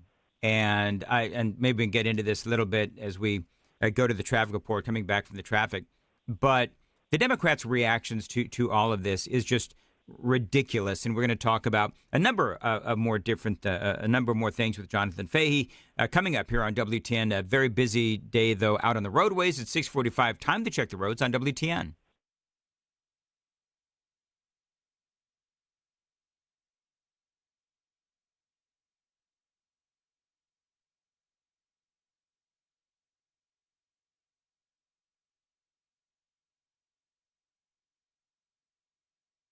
Weather today, high at some point of 29 degrees, but right now 20 degrees, and we still have some snowy and icy roadways, and snow is falling in various parts across Middle Tennessee. Appreciate you listening to Nashville's Morning News. Jonathan Fahy is joining us. Jonathan, I feel like talking about the hysterical reactions of the Democrats is almost passé at this point. It's been going on for quite some time. Let's just collectively eye roll and move on. I was surprised by this headline. Tanya Chutkan, the judge, refusing to block Elon Musk and Doge from 7 federal agencies. Now, as you know, because you and I spoke about Tanya Chutkan at great length, she is the U.S. District Judge who is incredibly anti-Donald Trump. And yesterday, though, she refused the request of these 14 Democrat state attorney generals to immediately impose wide-ranging restrictions on Elon Musk's Department of Government Efficiency. She basically refused their demand to do so at the current stage of the case because they had not made the necessary showing of irreparable harm. Were you surprised by that? A little bit in terms of just because she seemed to be so anti-Trump in those criminal cases, but I think it really just shows how far out there the Democrats are on this stuff, because they're essentially saying, I think, that the only person that could do anything in the executive branch is Donald Trump, and no one else could do anything other than him. So, this idea that you can't delegate things to Elon Musk or to anyone else is really absurd. And, so this idea that Elon Musk, as a special government employee of the executive branch, a political appointee, can't go into these agencies with people to look at waste, fraud, and abuse seems quite absurd to me. This idea that, of course, Donald Trump could independently walk in there and look at the books. And I think that's what they're essentially saying, that, he can't do that. And it really does seem absurd. Of course, Donald Trump can have Elon Musk or anyone else go into these agencies and determine what's waste, fraud, and abuse. And ultimately, Elon Musk isn't deciding things. He may have a lot of influence. He may say, hey, we should do this. And ultimately, the secretaries of these agencies or Donald Trump may agree. But he has no power to independently decide things. And they're trying to, pin this on him, which is a standard Democrat tactic, to always personalize something. So they have to, the new bad guy is Elon Musk because Donald Trump's popular. But it does surprise me, but I think it really ultimately shows that the Democrats really should pick their battles a little more carefully, because, what he's doing, looking to waste, fraud, and abuse, is not a bad thing. They should stand their ground on, hey, there's a lot of important things going on. We shouldn't just throw it all out, and let's not disparage these and denigrate these federal workers and all these great things they've done. That should be their position, whether or not you agree with it. But it seems like that would be a stronger place to be, and offer some sort of let's work together. But, they really won't. I mean, but it's funny that they are just, I think they're like, back to what we were saying, I think they're flailing. And I think not all of these, but a lot of these challenges are ultimately going to fail. These types of challenges, I think, certainly will as they go through the courts. Real quick, we've only got a minute left, but Stephen Miller, I played some audio earlier of Stephen Miller and Brianna Keilar at CNN. They were arguing over illegal aliens getting child tax credits. And basically, the gist of it was that Stephen Miller saying, if illegal aliens have been taking advantage of these child tax credits, he says that this is a felony and it could lead to deportation. But he didn't say it would happen. He said it could happen with IRS investigators partnering with ICE and so forth. What do you think about all that? I think it really, again, highlights how extreme the Democrats are on the illegal immigration issue, because their position is essentially, it's presumptively that illegal aliens should get to stay, and not only stay, but get all the benefits that you and I get, plus usually some more. So I think it was an interesting thing. But of course, if they find fraud in any of these things, they should at least look at it. They should, weigh it out in terms of importance, like they do with every other thing they find out about. But this idea that it should be even at all acceptable that if they are taking advantage of things they're not entitled to, that should be one more strike against them on the way out of here. Well, so and listen, Jonathan, you and I and everybody listening would be held accountable if we were found to be taking advantage of the system. Even if we made a mistake, they would be all over us. And so this notion, this is kind of what Stephen Miller said, this notion that these illegal aliens, if they're doing something illegal on tax returns, then they need to be held accountable too, just like American citizens are.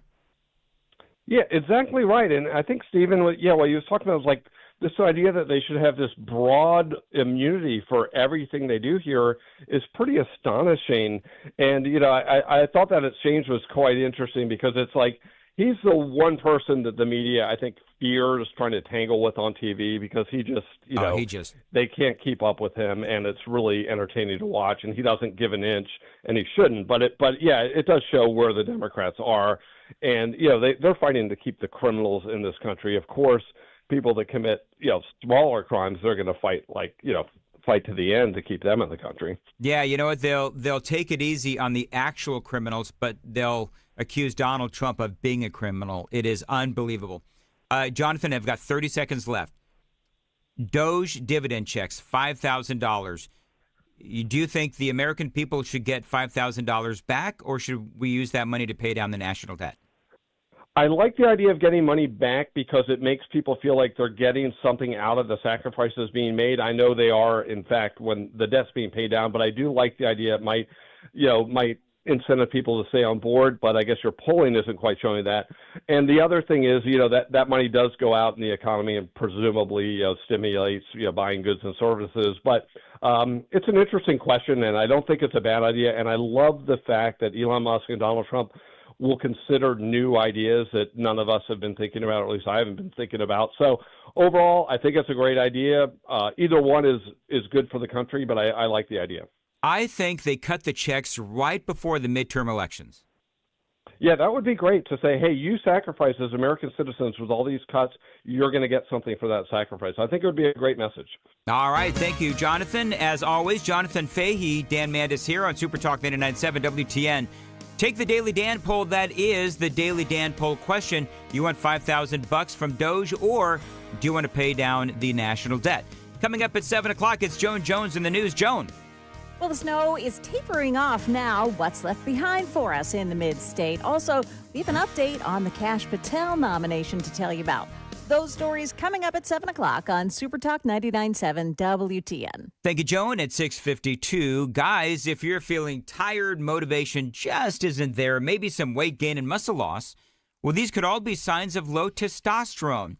And it is time you found out for sure with my friends at the Low T Center. Now, they make it easy to get your levels checked. It is just a simple test, and with their on-site lab, you'll get your results back immediately. Now, this isn't your typical doctor's office. No, they simply specialize in treating low T with testosterone replacement therapy, or TRT, for each individual patient. Now, they've been helping patients for over a decade, and their treatment plans are optimized for each patient, personalized just for you. There's nothing standard about the Low T Center. Everything is customized for you. And by the way, for current patients, Low T Center offers you a $150 referral credit for each new patient that you refer.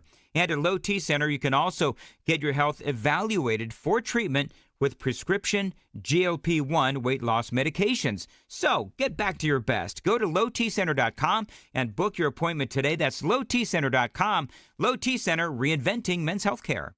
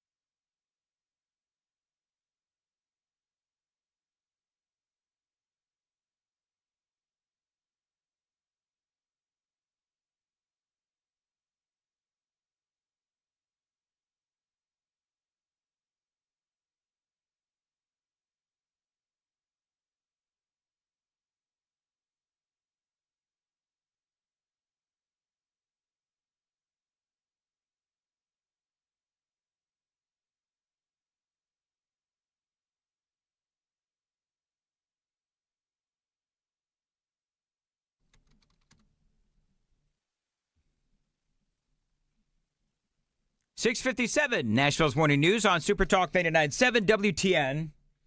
I don't know. Hey, Joan and KGB, you guys want to do what we did last time? We were all on a snow day and take pictures of, the outside of where we are and post them or X them out, tweet them? The snow stopped where I am, so mine's not as fun anymore. And I don't think it's snowing very much at all anymore. So it's just the beautiful. We missed the snow boat. layer. No, we didn't miss the boat. It's beautiful outside. Yeah, the snow stopped. Look, it's going away. The boat is current. It is on the horizon right now. You know what? Here's what I want, because some people have sent me some snow pictures, and they're really pretty. So what I'd like you to do, if you could do it safely, is text in your snow photos, 615-737-9986. Text me your snow photos. I want to know where you are, and I want to see your photos because I'm just I love the look of snow. Hate driving in it. Don't eat yellow snow, but by and large, and by the way, that's your PSA for the day. Don't eat yellow snow. But I like seeing snow and snow photos. So if Joan and KGB, a couple of downers on the morning show, fine. You guys don't want to, take pictures of the pretty snow. That's fine. I'm going to take a photo of mine and I'm going to go ahead and post it to my various social media because I think it's really pretty outside. Purdy. You had to add the D in there. Yes, I did. It's Brock Purdy outside. P-U-R-D-Y. Only football fans would get that. Whatever. Anyway, very quickly, let's do the Daily Dan poll. Like us on YouTube. By the way, coming up after the news, some great audio from last night's interview with Sean Hannity, with Donald Trump and Elon Musk. There was a moment yesterday with Trump. You've got to hear to believe, and I've got that for you. Coming up on Nashville's Morning News, the Daily Dan poll. Like us and follow us on YouTube if you would. You can see us everywhere. You can hear us everywhere as well. But our poll today, as we were talking to Jonathan Fahy earlier, take the money and run, $5,000 Doge dividend. Do you want that, as Elon Musk has intimated, or do you want to pay down the national debt? So what are the numbers now? It's close. I appreciate when the poll is close like this. It's 59% national debt to 41% $5,000. Okay, very good. 615-737-9986. The super text line is open. And again, you can find us on YouTube, Facebook, X, 997WTN.com. That is where you can find us on Super Talk TV. And even though I am broadcasting from the Dan Cave, we're here, and see me down here in the basement.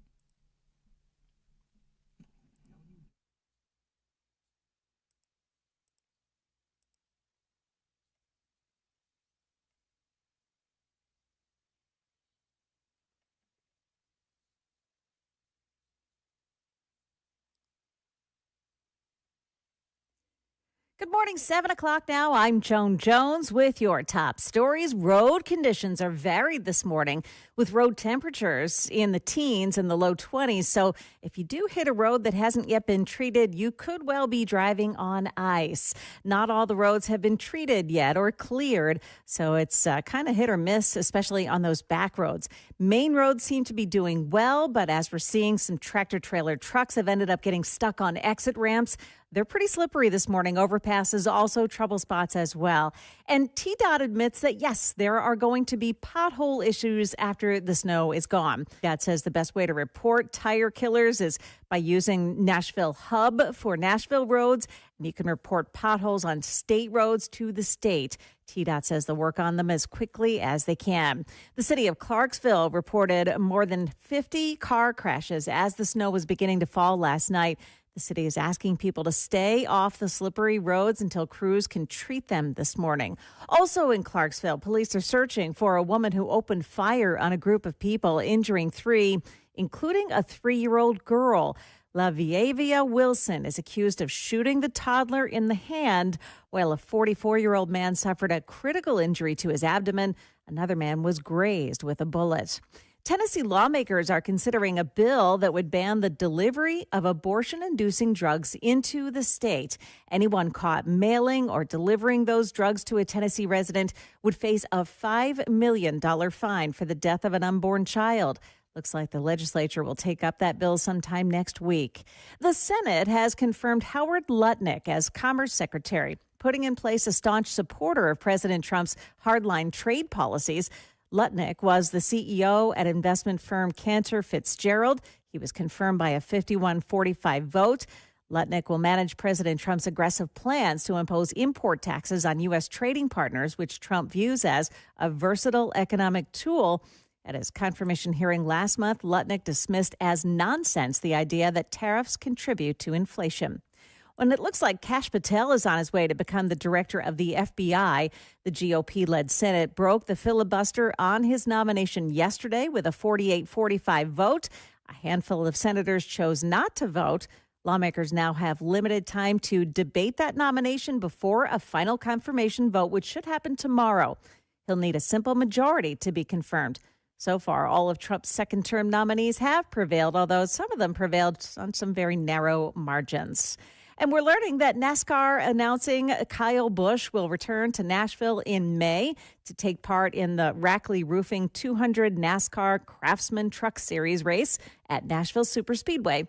He'll drive the number 7 Chevy Silverado for Spire Motorsports. Busch has already won 2 Truck Series races at Nashville. Market numbers brought to you by Beacon Capital Management online at beaconcm.com. Looks like stocks are set to open this morning flat. We've got Dow futures down 53, but NASDAQ futures up 20. S&P futures, they are down just 1 point. That's the latest news. Traffic and weather are next. I'm Joan Jones, WTN News.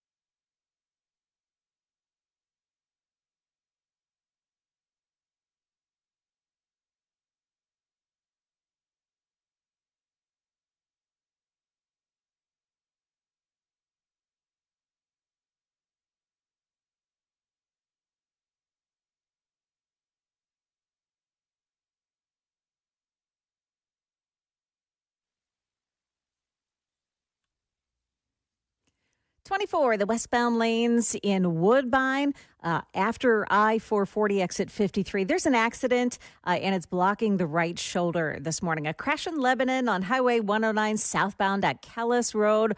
Also Mount Juliet on 40, the westbound lanes at Mount Juliet Road exit 226. And police say there may be somebody entrapped in that car. So careful as you're traveling around that this morning. Looks like there's going to be plenty of equipment on the scene there. 40 westbound out at the airport, Donaldson Pike. We've got an accident this morning that blocks the right shoulder. And in Laverne, 2 accidents. One on the westbound side of 24 at Old Hickory Boulevard. One on the eastbound side at the off-ramp at Old Hickory Boulevard South, exit 62. That again this morning, those the off-ramps and the overpasses. A little bit tricky this morning with some icing. Belmont crash on Wedgwood Avenue at 8th Avenue. Traffic every 10 minutes every morning on Super Talk 99.7 WTN.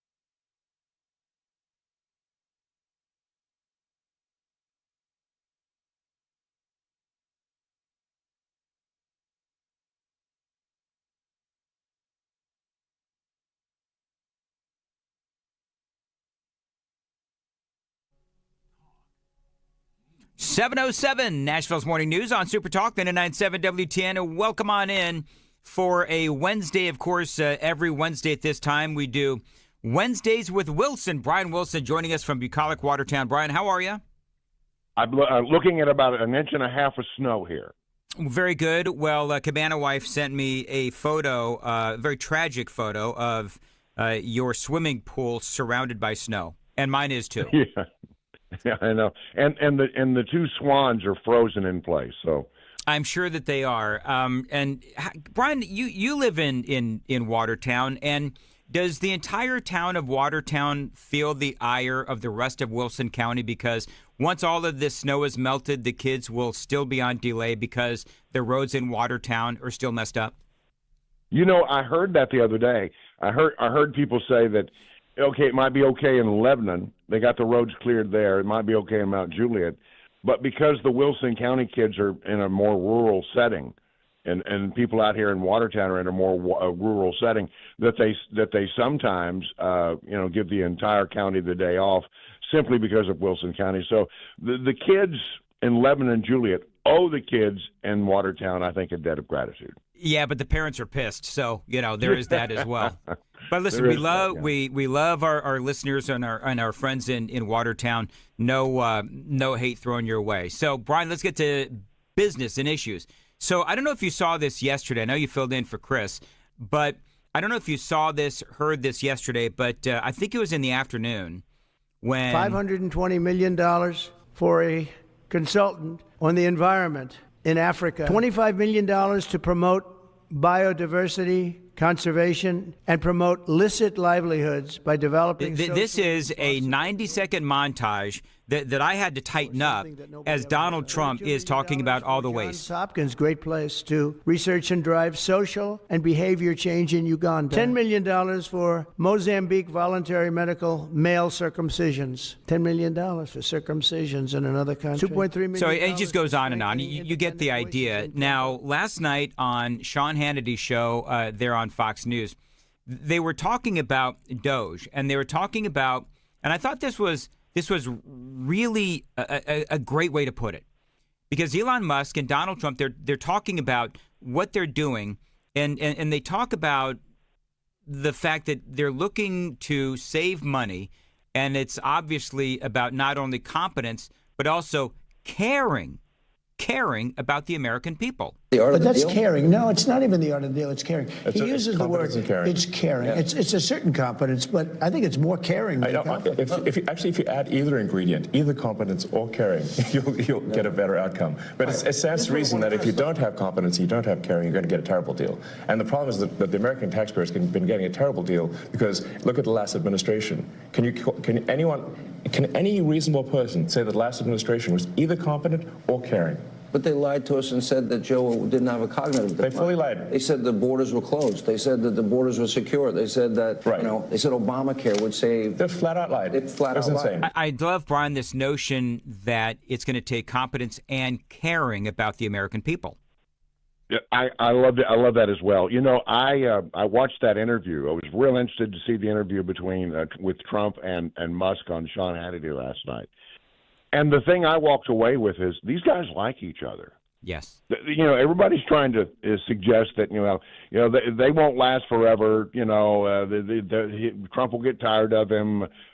I don't get that sense at all. And what I do get is the sense that they're really doing something quite remarkable there. And I talked about this yesterday when I filled in. All of this talk about, Elon Musk is rooting around in your financial data and that kind of stuff is just hooey. He doesn't have that authority. He's an advisor to the president. Yep. I don't know what his pay arrangement is. It's probably one of these $1 deals. I'll work for $1 just so I can have a salary. But one way or the other, he's working for the president, and the authority that he has emanates from the president. He is a vessel of the president. Well, and all of this talk about it somehow being unconstitutional is just a bunch of hooey. Well, presidents always have advisors. I mean, that's part of being the president. You have smart people around you. Well, and if you're the president of the United States, don't you want the smartest people around you? arguably, is there anybody in America that's smarter than Elon Musk? If it is, I don't know who it is. Yeah, you're talking about how these two genuinely like each other. I liked what Musk said about Donald Trump. I think President Trump is a good man, and he's, the president has been so unfairly attacked in the media. It's really outrageous. And I've at this point spent a lot of time with the president, and not once have I seen him do something that was mean or cruel or wrong. I think part of the point of this interview, I think Hannity may have even said it, was he was trying to humanize Elon Musk because this man has been attacked so much, and the attacks have been so vicious that I think Hannity wanted to let the American people really know who Elon Musk is. Yeah, and that there's not really even a sliver of daylight between Trump and Elon Musk, which is, I think, a lot of people suggested maybe that they weren't on the best of but they genuinely, they seem to really like each other. And the thing that I'm really impressed with is how much he's found already. $55 billion already discovered, and they're just clearing their throats. They're just getting started. He's not doing anything wrong, and you can have the courts slow it down, but ultimately I think he's going to prevail.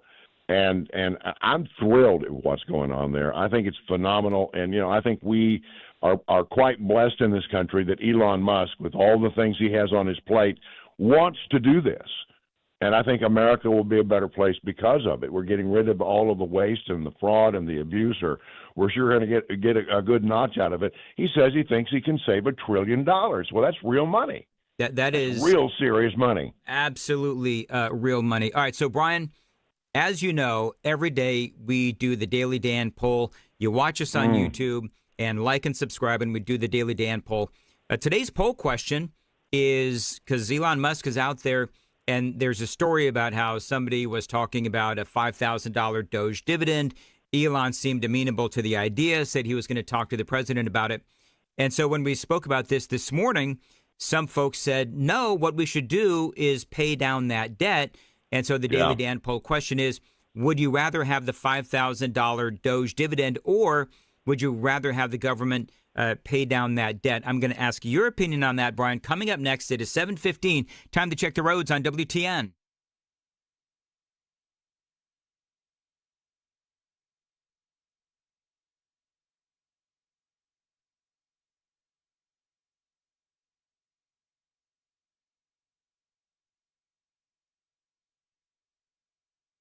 A lot of snow on the ground. Is still snowing, I assume, in some points in Middle Tennessee. High of 29 today, right now, 20 degrees at Super Talk 99.7 WTN Wilson Wednesdays. Brian Wilson joining us on WTN. All right, so Brian, what do you think? Should we do the Doge dividend? Each American gets $5,000, or should we use that savings to pay down the debt?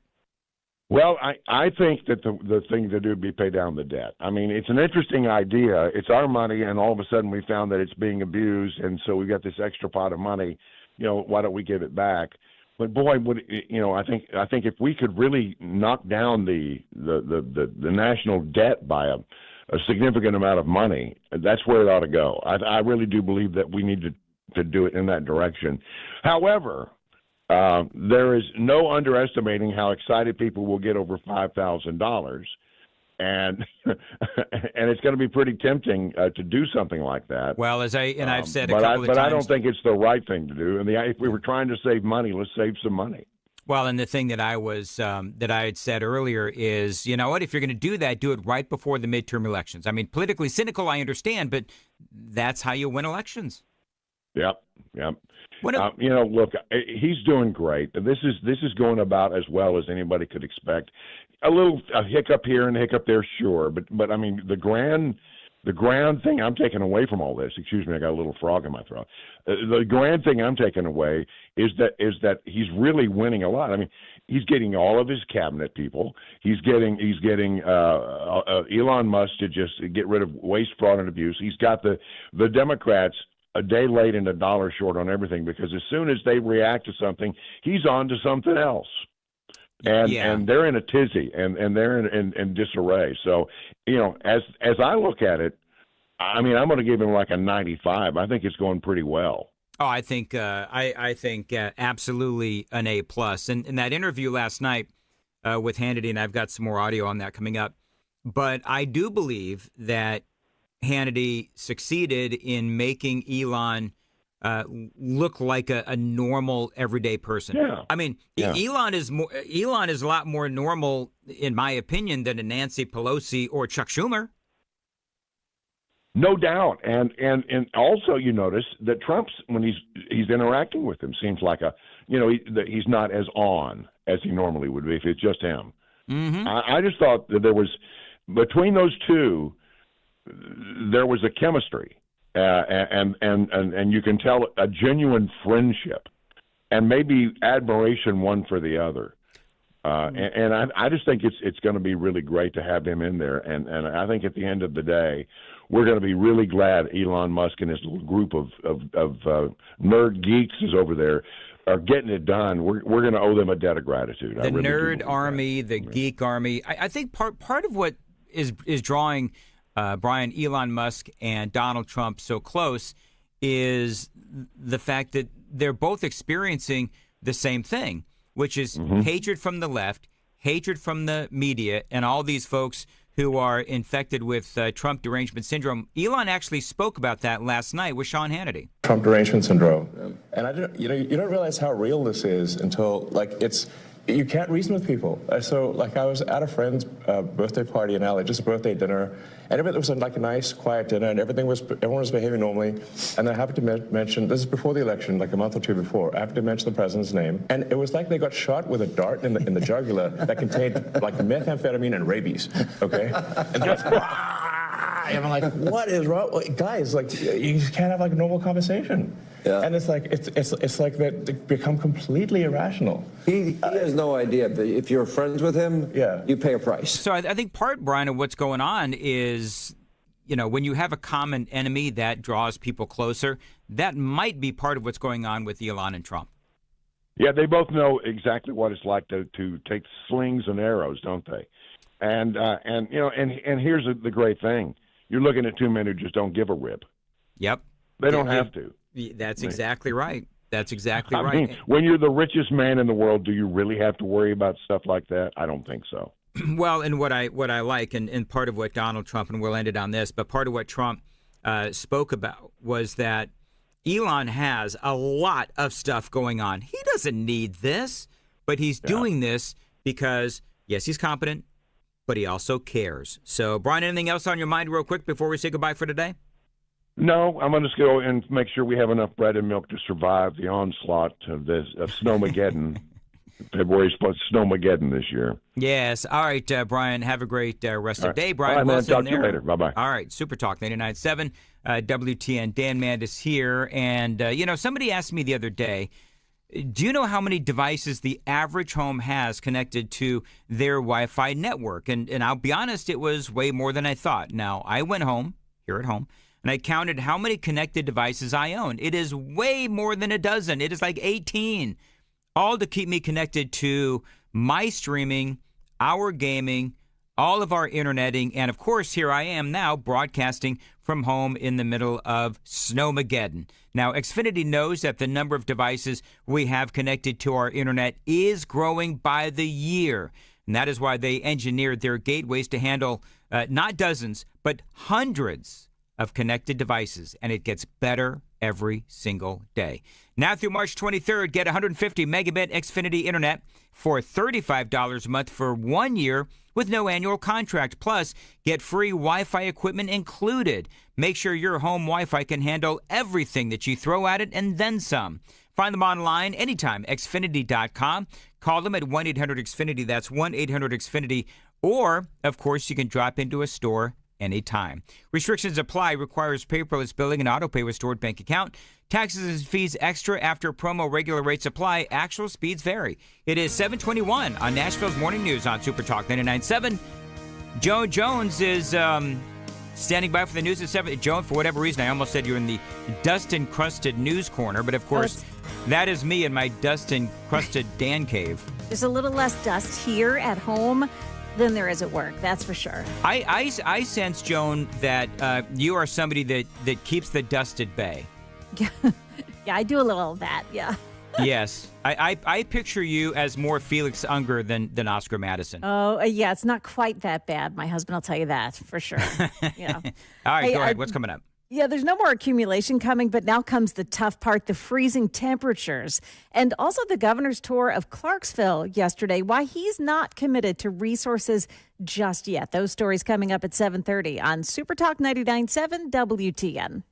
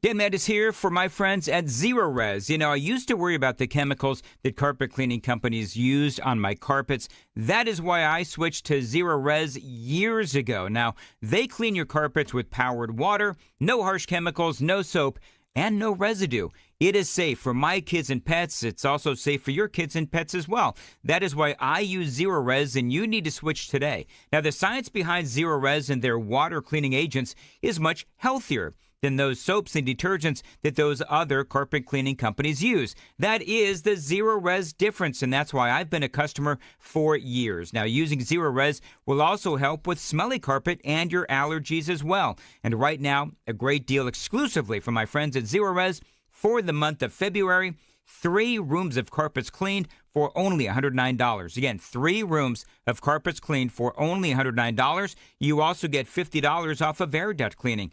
Call them, mention my name, mention Nashville's Morning News, 615-535-9376, and get the Dan deal. Restrictions apply. 615-535-9376. You can always book online anytime. ZeroResNashville.com.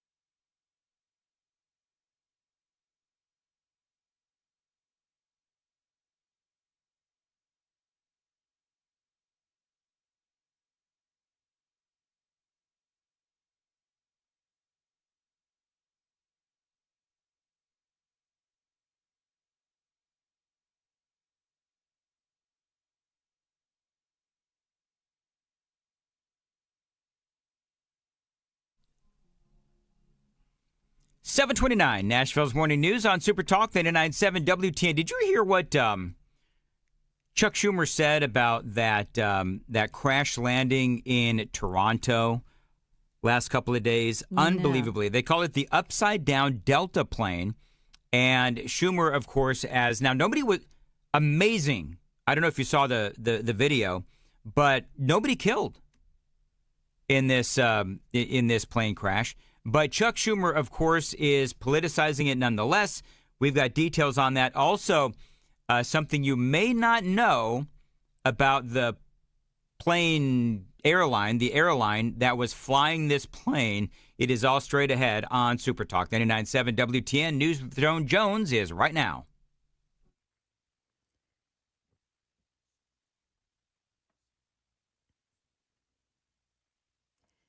Good morning, 7:30 now. I'm Joan Jones with your top stories. Right now, temps are mostly in the 20s this morning, so it's freezing outside, along with that beautiful snow, about 5 inches, 4 to 5 inches in the areas north of I-40 this morning. South of I-40, it can range to as little as about an inch of snow. Certainly pretty, but it also is slippery. TDOT is asking for extra patience with snow plows and trucks that are treating the roads. They're asking that you keep speeds way down as well. Now, the winter storm warning and the winter weather advisory, they're still on this morning. They'll be with us until about noon, but the accumulating snow is all over. You may see some snow showers or flurries. Will stay well below the freezing mark, so that snow that did fall is going to stick around too. Beware of freezing on the doorstep and black ice. Stefano DiPietro tells us that with a little sun melt during the day and a hard freeze tonight, tomorrow morning and Friday morning could be the most dangerous mornings on the roads because pavement temperatures are staying below freezing. Well, for the people of Clarksville, this is just another punch in the gut. 4 days of heavy rainfall, historic flooding, and now this snow. Yesterday, Governor Bill Lee visited several neighborhoods to assess the flood damage. He was joined by other state and local leaders to understand how widespread that damage is and how the state can help. Now, Lee said he has had phone calls with both Homeland Security and FEMA. They have offered to help, but the governor says it's too early to provide answers on what resources would be made available to residents there in Clarksville. President Trump announcing yesterday that he has instructed the Justice Department to terminate all U.S. attorneys appointed under the Biden administration, saying that federal agency has been politicized like never before. The president saying these latest firings will restore confidence in the justice system and that he has long claimed was weaponized against him. Now, when he first took office, Trump fired dozens of federal prosecutors who were directly involved in the prosecution of 1,500 J6ers. That is the latest news. We've got your traffic and weather coming up next. I'm Joan Jones, WTN News. Dan Mandis here for my friends at Window Nation. Now, this is my window company. They put new windows in my home, actually down here in the Dan Cave in my studio. Window Nation put the windows not only here in my basement, but also in the kitchen and in the bedroom as well. I love Window Nation. I suspect that they're going to be back because they do great work. So if 2025 is the year that you are going to upgrade your home, start with a call to Window Nation. Now, they're offering you a full 60% off all window styles, and you pay nothing for 2 full years. No payments, no interest for 24 months. Now, that is a great deal for great windows from Window Nation. They've got some of the best insulated windows money can buy. So not only are you saving 60% on the windows, but the savings last for years to come on energy bills. You know, they've got over 20,000 five-star reviews, including mine, and Window Nation has a 96% customer satisfaction rating. Even Forbes has ranked Window Nation highest on their list of best window installers. So don't forget that great deal, the Dan deal, 60% off all window styles, and you pay no interest and no payments for 2 full years. Mention my name, Dan Mandis, when you call 866-90-NATION, 866-90-NATION, windownation.com.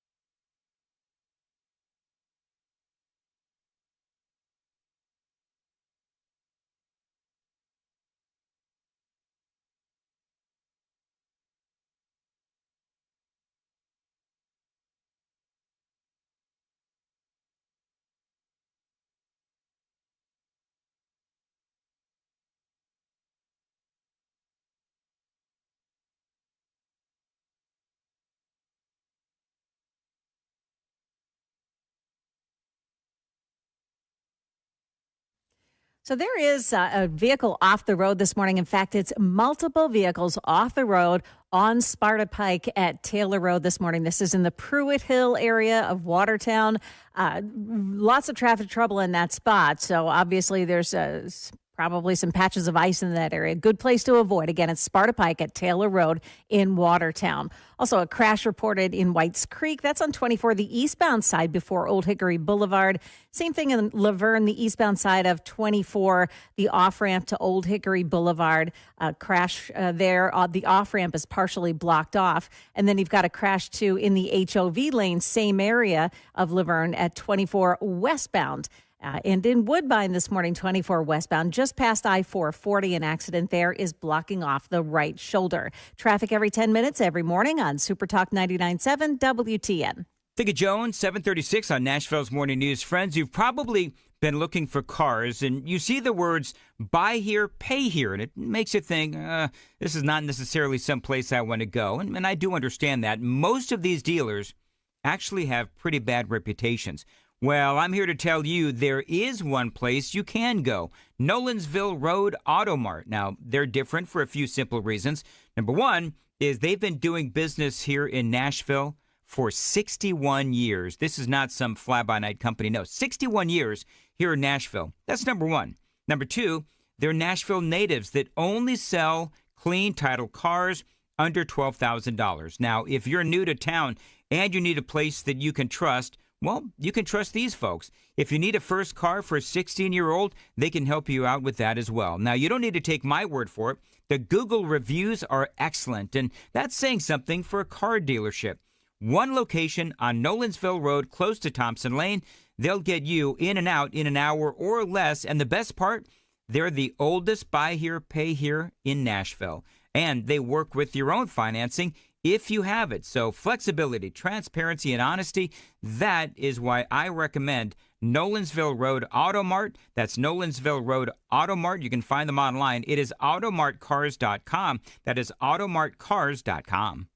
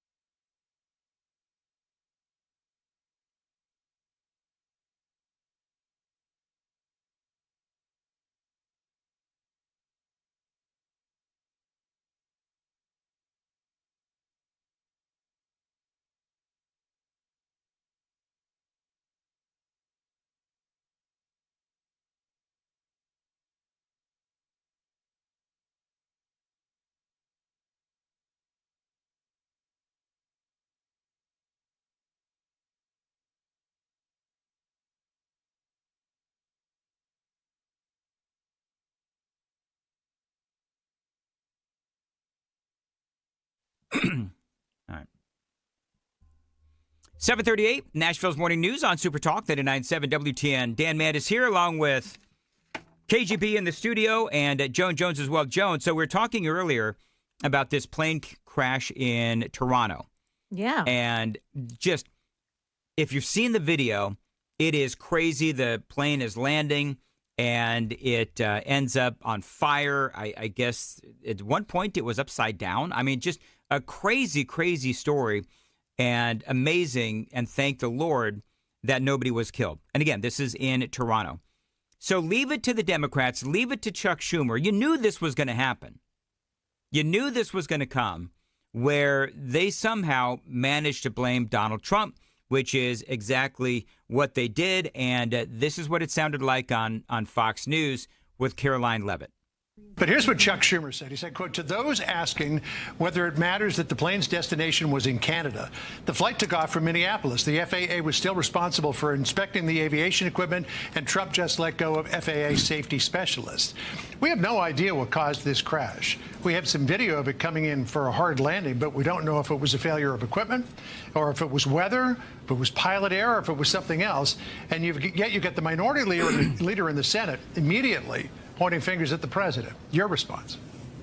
It's incredibly irresponsible for Chuck Schumer to say such a thing when the investigation is still underway. And as you rightfully pointed out, John, this crash unfortunately took place in Canadian airspace with Canadian air traffic controllers overseeing it. And the facts about the FAA are that no air traffic controllers have been let go by Secretary Duffy or this new administration. In fact, Secretary Duffy has put great emphasis on hiring the best and the brightest air traffic controllers who want to be part of the FAA, and President Trump signed a very strong executive order to ensure that the FAA and all federal government agencies are focused on merit and skill-based hiring. We want the best and the brightest, the most competent individuals in positions, especially of public safety at the FAA, the Department of Transportation, and all departments across this federal government, so we can best serve the American people. So while Secretary Buttigieg and the Biden administration sat on their hands when it came to aviation safety for 4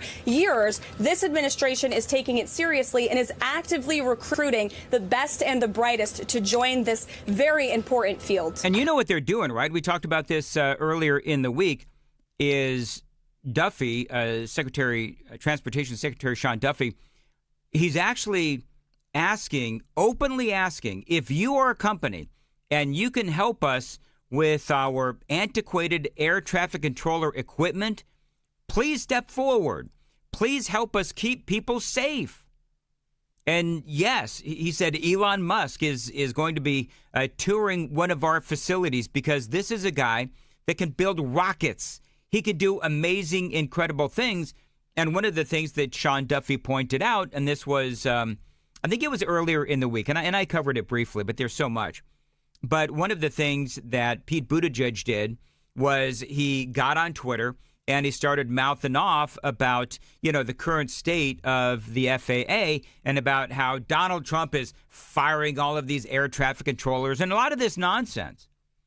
And Sean Duffy came back and basically he said that over the last 4 years, Pete, Mayor Pete, as you were Secretary of Transportation, you had all of these openings that you refused to fill. You were so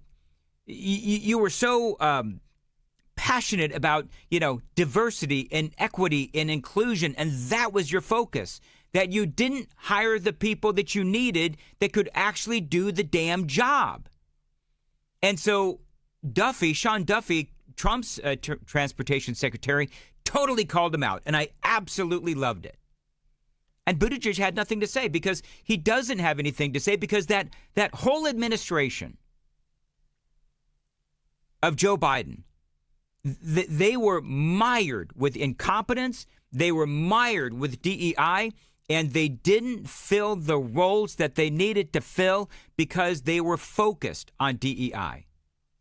And so that, of course, the federal government and the FAA and so forth in tatters with all of these openings because they were focused on the wrong things. And so then Trump comes in and the place is a complete and utter mess, and he's trying to fill positions and he's trying to keep up. And Caroline Duffy is absolutely right when she says, and by the way, the conversation about the FAA, you could take that conversation and you could expand that out to all of these other agencies across America, across Washington, D.C., where you have these agencies that are mired in corruption. They are mired in job openings and positions not filled because they were worried about filling it with, DEI kind of hires.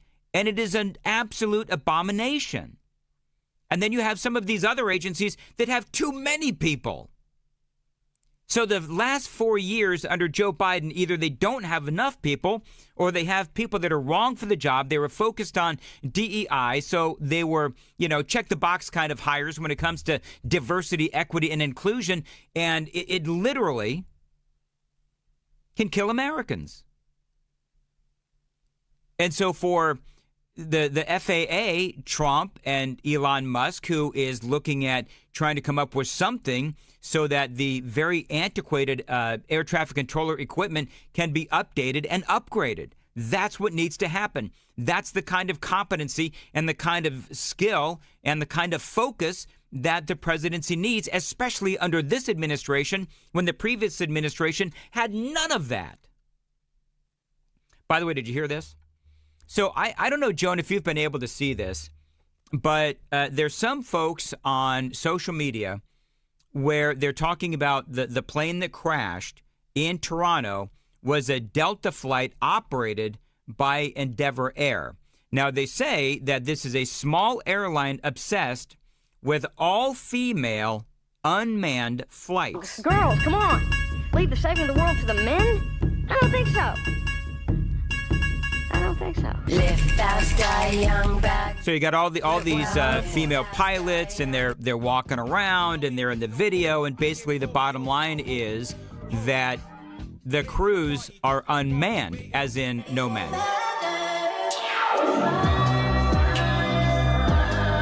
Now, again, with Caroline Leavitt, you heard her say it's all about having the best and the brightest person for the job.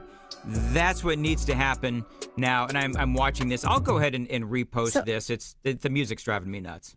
Yeah. Go ahead, John. It's driving all of us I can nuts. feel the cringe from here. If you go to EndeavorAir.com and click on the About Us tag, down under where it says our most important behaviors, put safety first, place our customers at the center of everything we do. Couple of points down, promote diversity and inclusion in all aspects of the airline and our operation. There you go. DEI. I always said that back when we used to call it, remember way back when, Joan, when we used to call it political correctness? Yes. Now it's, Yes. DEI and all this stuff. But I always said that political correctness and now DEI will literally get people killed. And so if you watch this video, and I just reposted it to my X feed, you can follow me at Dan Mandis Show. They are very proudly having these, and I'm air quoting this, all-female unmanned flights, and wokeness. They are the ones that brought this to Twitter or X's attention. So if you want to check it out, but you have Chuck Schumer. They start where let me go back to where this whole segment began. Chuck Schumer talking about and posting that this was basically Donald Trump's fault. Never let, what was it Rahm Emanuel said? Never let a good crisis go to waste. Yep. That's what Chuck Schumer's doing.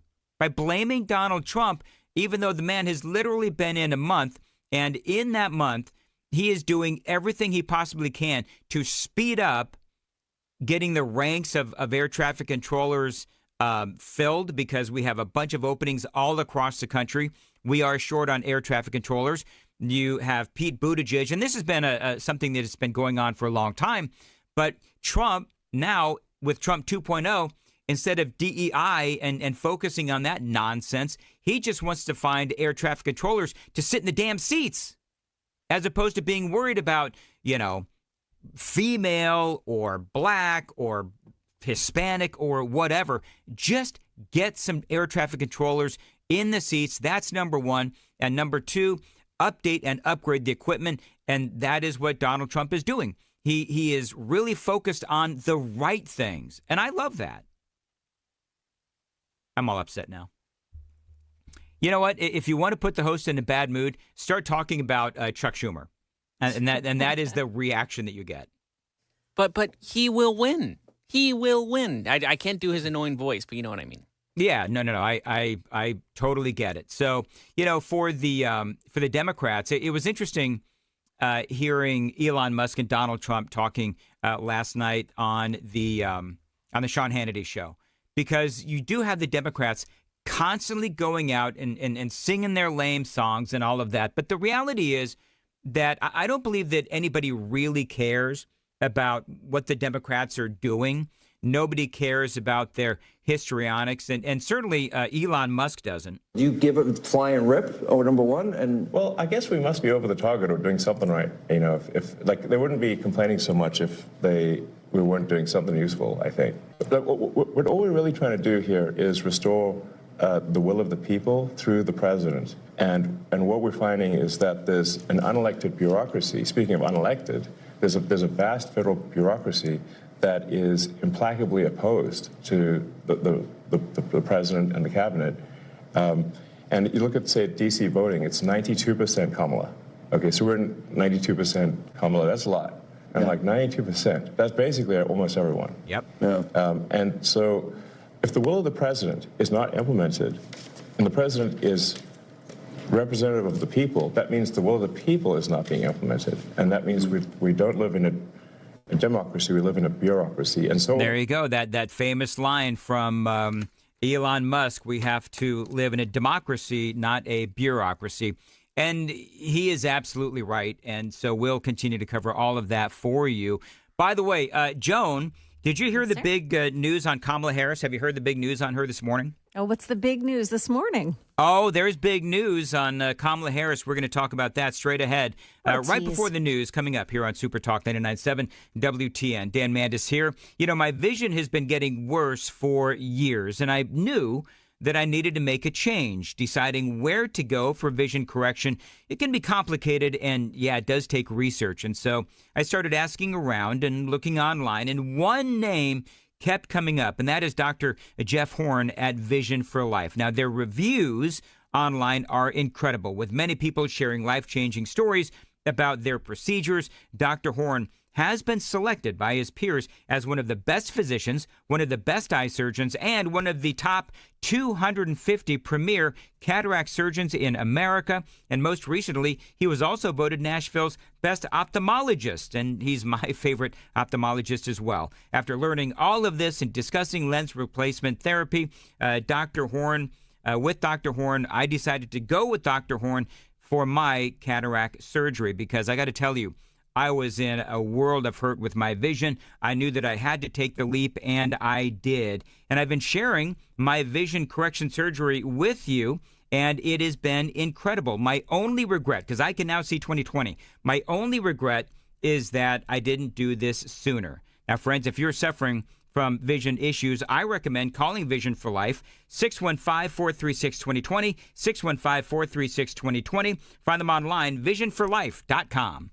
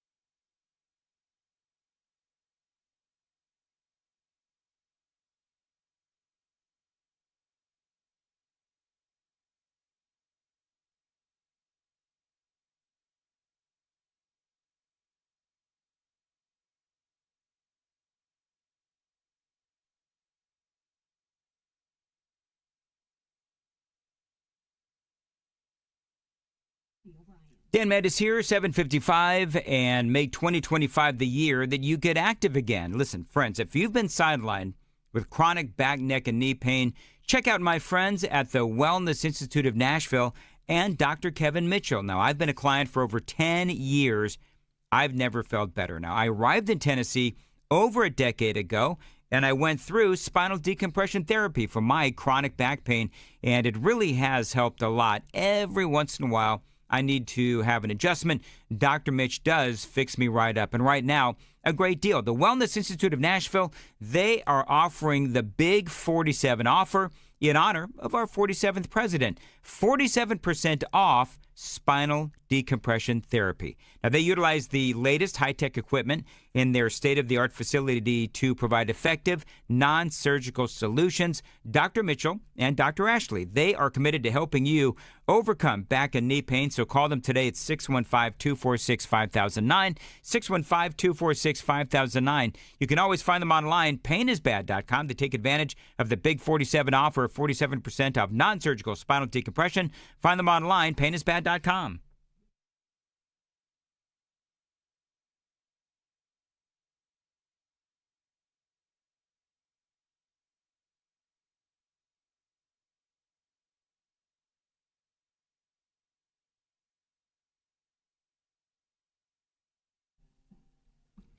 $7:57, Nashville's Morning News on Super Talk 89.7 WTN. Dan Mendes here. So, Joan, the big news from Kamala Harris. Great news. We're going to be seeing apparently a lot more of her. She is signed with a talent agency. Oh, no. Don't you have to have talent to We aren't going to take her sign calls. with a talent agency?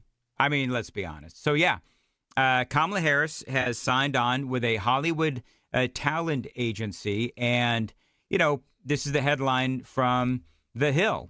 She signs with the Hollywood talent agency, Creative Artists Agency. The talent agency will represent Kamala Harris in all areas, focusing on speaking engagements and publishing. Publishing? Yeah. Well, you know, she's writing a book. Didn't she get didn't Joan, you and I talk about this? Didn't she get like a $25 million advance on that book of hers? Oh, I don't know. I think it That's was. crazy. Somebody fact check me on this. Maybe I'm out of my skis on this one. I don't want to live on this planet anymore. Kamala Harris book deal. Let me see. I think it was $25 million. $20 million. Yeah, that's got to be some sort of insider trading kind of stuff. I don't know, because there's no way Kamala Harris would sell $20 to $25 million worth of book, would she? It's a tell-all book about the Biden administration and the campaign. Oh, what is she going to tell? Yeah. All right, we should do a poll when I come back. Like, how many books do you think she'll sell? Like, less than or more than, like a certain number? Let's say 100 copies. Do you think she'll sell 100 copies? I guess she would.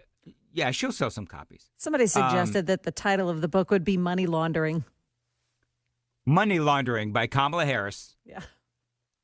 You know what? There's people that like her. People in California. People in California, they did a poll and they said that, talk about an embarrassment. Your two big candidates out there, your big politicians, are Gavin Newsom and Kamala Harris. We do not associate with California anymore, right, Dan? Nope. 5019 says, who says air traffic controller equipment is old and antiquated? Asking the question. I responded, literally everyone. Because it is. All you got to do is Google air traffic equipment. It is really old. It is really antiquated. And it's been they've been calling for upgrades for years. If you want to send in your missives to the Supertext line, feel free. 615-737-9986.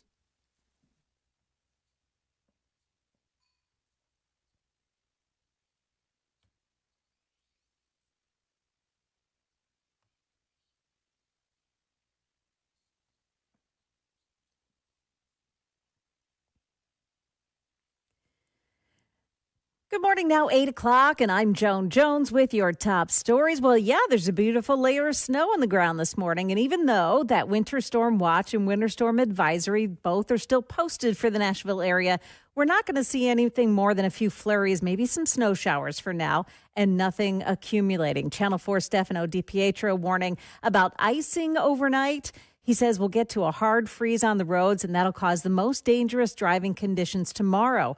Also, warnings that this is the day that we should all clear the tops of our cars because the snow on top will freeze into a big chunk of ice. And if air gets up under that while you're driving, it'll dislodge and it could do some serious harm. Today is also the day to get the snow off your doorstep and sidewalk. It'll be a hard freeze tomorrow and would become icy. In Kentucky, officials now say that the death toll rose to 14 after historic flooding over the weekend. The latest additions were reportedly 2 homeless people, a man and a woman, and officials believe that the pair died from hypothermia. Now, 44 counties now have disaster declarations. That indicates just how big of a threat this natural disaster has been and continues to be statewide. State leaders also say more than 18,000 customers still have no water and more than 50,000 are under a boil water advisory. The first lawsuit stemming from the midair collision over the Potomac River in Washington, D.C. last month has now been filed. The family of one of the passengers on the airplane that collided with an Army helicopter is suing the FAA and the U.S. Army for $250 million. The lawyer representing the family said that collision was a disaster waiting to happen, saying everything came together to create a preventable tragedy.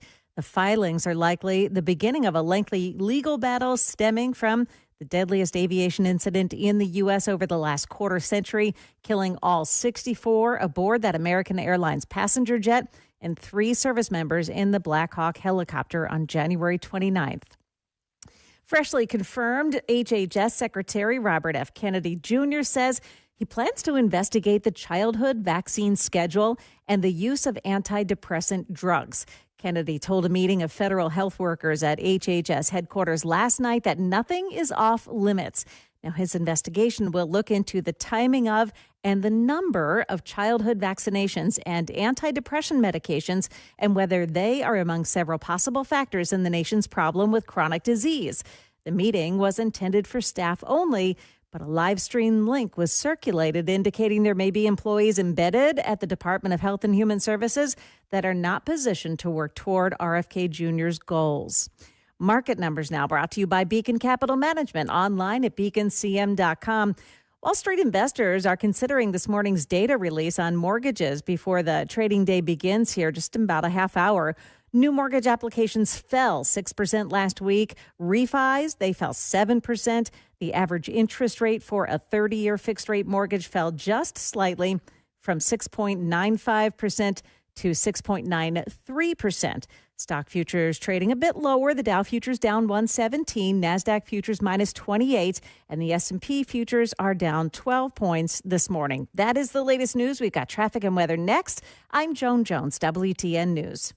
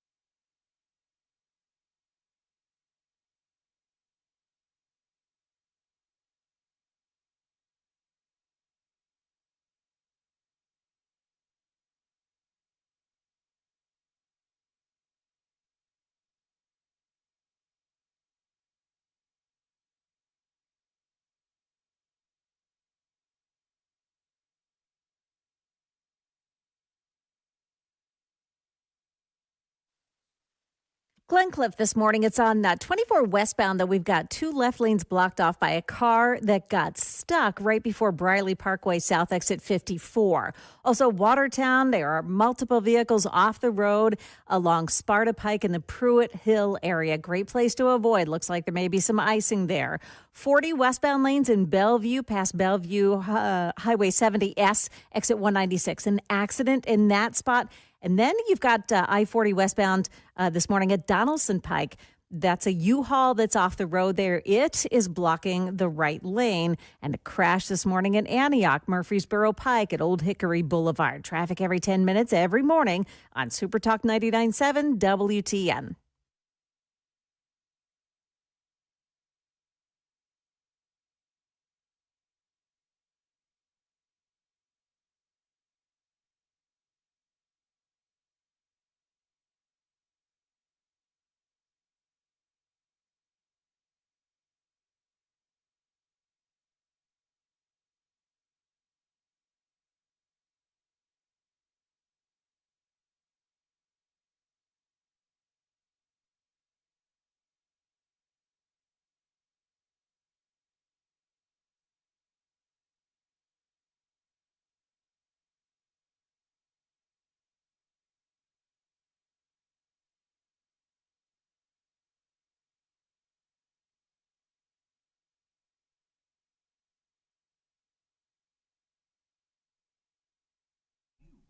.807 Nashville's Morning News on Super Talk 99.7 WTN. Good morning to you, friends. Hope you're doing well.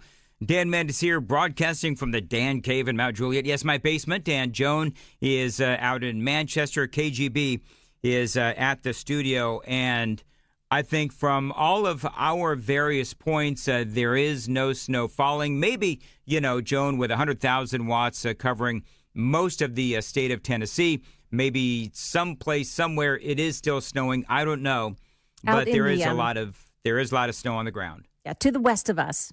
I'm sorry. Okay, to the west of us. No. I'm sorry, not the west of us. To the east of us. I'm so sorry. Typical woman doesn't know the directions. Don't know directions. I have to ask. Sorry, I had to yell, Dan. Be careful right now. You know what? Be very careful. That was way too easy. That was way too easy. So I'm just kidding, Joan. I could just imagine Amy coming right behind you on the screen right now, just arms folded. Oh, no, Amy, she's heard a lot worse from yours truly than that. Moving right along, 8:09 on Nashville's Morning News on Super Talk 99.7 WTN. Our daily Dan poll, real quick. I want to hit this again. Watch us on YouTube and like the show and so forth.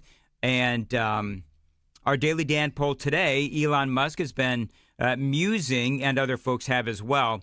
The daily, the Doge dividend is what we're talking about. Elon Musk, somebody floated the idea of a $5,000 Doge dividend to the American people. And earlier we had a pretty good conversation about whether or not the American people should get a Doge dividend of $5,000 or if we should go ahead and pay down the debt with that money instead. And so I have it as the Daily Dan poll. And so far, if you'd like to go watch us on YouTube and take the poll, please do. What do the numbers show right now? Right now, we're actually getting closer. It's 54% to the national debt and 46% to $5,000 for you. So this one's pretty close. Okay, very good. Thank you. 810 on Super Talk 99.7 WTN. By the way, Super Text line is open. Even though I'm here at home, I'm reading a lot of your messages. Really appreciate the kind words. Donald Trump and Elon Musk. Of course, the big interview with Sean Hannity last night. And one of the things that I believe, and we talked a little bit about this with Brian, one of the things that I believe is that the media has been trying to drive a wedge between Donald Trump and Elon Musk. And that was part of the conversation last night. Oh, I see it all the time. They tried it, then they stopped. That wasn't. They have many different things of hatred. Actually, Elon called me. He said, they're trying to drive us apart. I said, absolutely. They said, we have breaking news. Donald Trump has ceded control of the presidency to Elon Musk. President Musk will be attending a cabinet meeting tonight at 8 o'clock. And I say, It's just so obvious. They're so bad at it. I used to think they were good at it. They're actually bad at it, because if they were good at it, I'd never be president. But you know what I have learned, Elon? The people are smart. They get it. Yeah, they do, They actually. get it. They really see what's happening. I think Trump is absolutely right. I mean, people see what's going on, and that's why I think that I forget who it was. I was interviewing somebody, and they used a visual, and it was a really good visual, where they said basically what the Democrats are doing right now, and you can throw the media in there with them. Basically what they're doing is they're throwing gasoline on themselves and lighting themselves on fire. That's what the Democrats are doing. I mean, listen, it all began in 2016 with the trip down that escalator, and it did continue for that entire 4 years that Donald Trump was in office in that first term. And then, of course, when Biden was in, the lawfare kicked in, then the election, and now Trump 2.0. And it has been, when it comes to the media, it has been just an incredible ride of deceit, lies, obfuscations, flat out targeted character and political assassination by the media and the leftist media and the Democrats. And as Donald Trump said, yet here we are. Part of that interview, Donald Trump praising Elon Musk. This is what's so crazy. Trump is praising, and Hannity is too, praising Elon Musk on SpaceX and Tesla and a lot of the things that Elon has done. And now they're tasking him with retrieving our astronauts from space. One of them, of course, from Mount Juliet, by the way, of course, as you know. Yet somehow, with all of the good things that Elon Musk is doing, they're trying to portray this guy as a bad, horrible person. All the things that he's doing, Elon Musk, all the things that he's doing for the betterment of the world. You might help the blind to see, and people with spinal cord injuries, that they can recover, where in the past, how close is that becoming a success? Neuralink, we've implanted Neuralink in 3 patients so far who are quadriplegics, and it allows them to directly control their phone and computer just using their mind, just by thinking. It's like, so we call this product telepathy. So you control your computer and phone just by thinking, and it's possible to actually control the computer and phone faster than someone who has working hands. Then the next step would be to add a second Neuralink implant past the point where the neurons damaged, so that somebody can walk again, and so they can have full body functionality restored. Boy, what an a-hole that Elon Musk. Helping blind people to see and helping those that can't walk get back on their feet. I mean, that's terrible. It's like he's Hitler and a Nazi. And listen, that's one of those audio bites that a lot of people probably won't play today. I am, because I think that's part of what personifies what is going on in America right now, where you have Elon Musk and you have Donald Trump. They're doing really good things on a lot of different levels. And they're literally talking about Elon Musk helping blind people see and helping people that can't walk get back on their feet. The point that Hannity is making, and it is a point that needs to be made, is that Elon, number one, he's doing a lot of good. I mean, how many Starlink systems did Western North Carolina get? How often has Elon Musk donated these Starlink systems, communications devices, to places that have been hit by, disaster, Mother Nature, and so forth? Elon Musk has done that. And so it is a point that needs to be made, is that Elon, number one, has a lot going on. He's running companies. He's helping those that are physically impaired. He's repopulating the earth. Yet here he is helping Donald Trump get done what needs to be done. I wanted to find somebody smarter than him. I searched all over. I just couldn't do it. I couldn't. You really tried hard. I couldn't find anyone smarter, right? So we had it for the country. But this is the thing. We settled on this. Well, guy. thanks for having me. So you're doing all of these things. Doge. Nobody at Doge gets paid a penny, correct?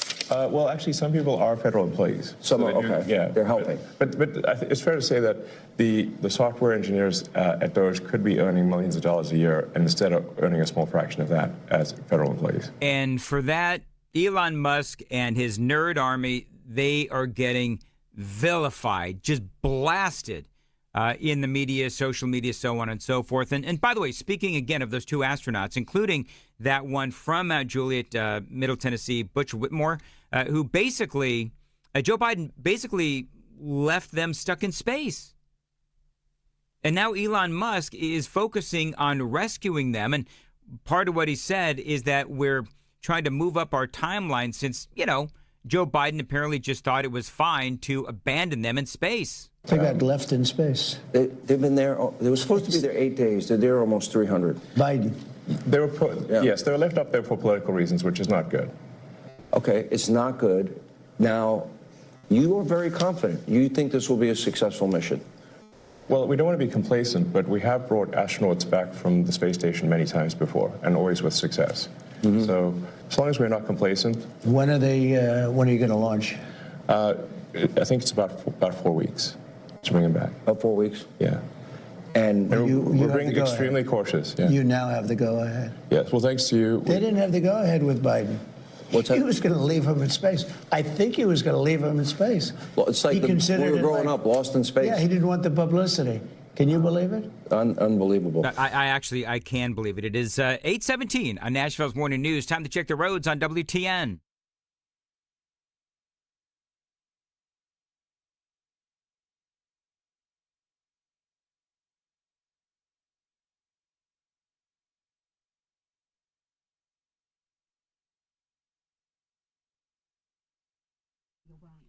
Weather today, a high of 29 at some point. Right now, 21 degrees.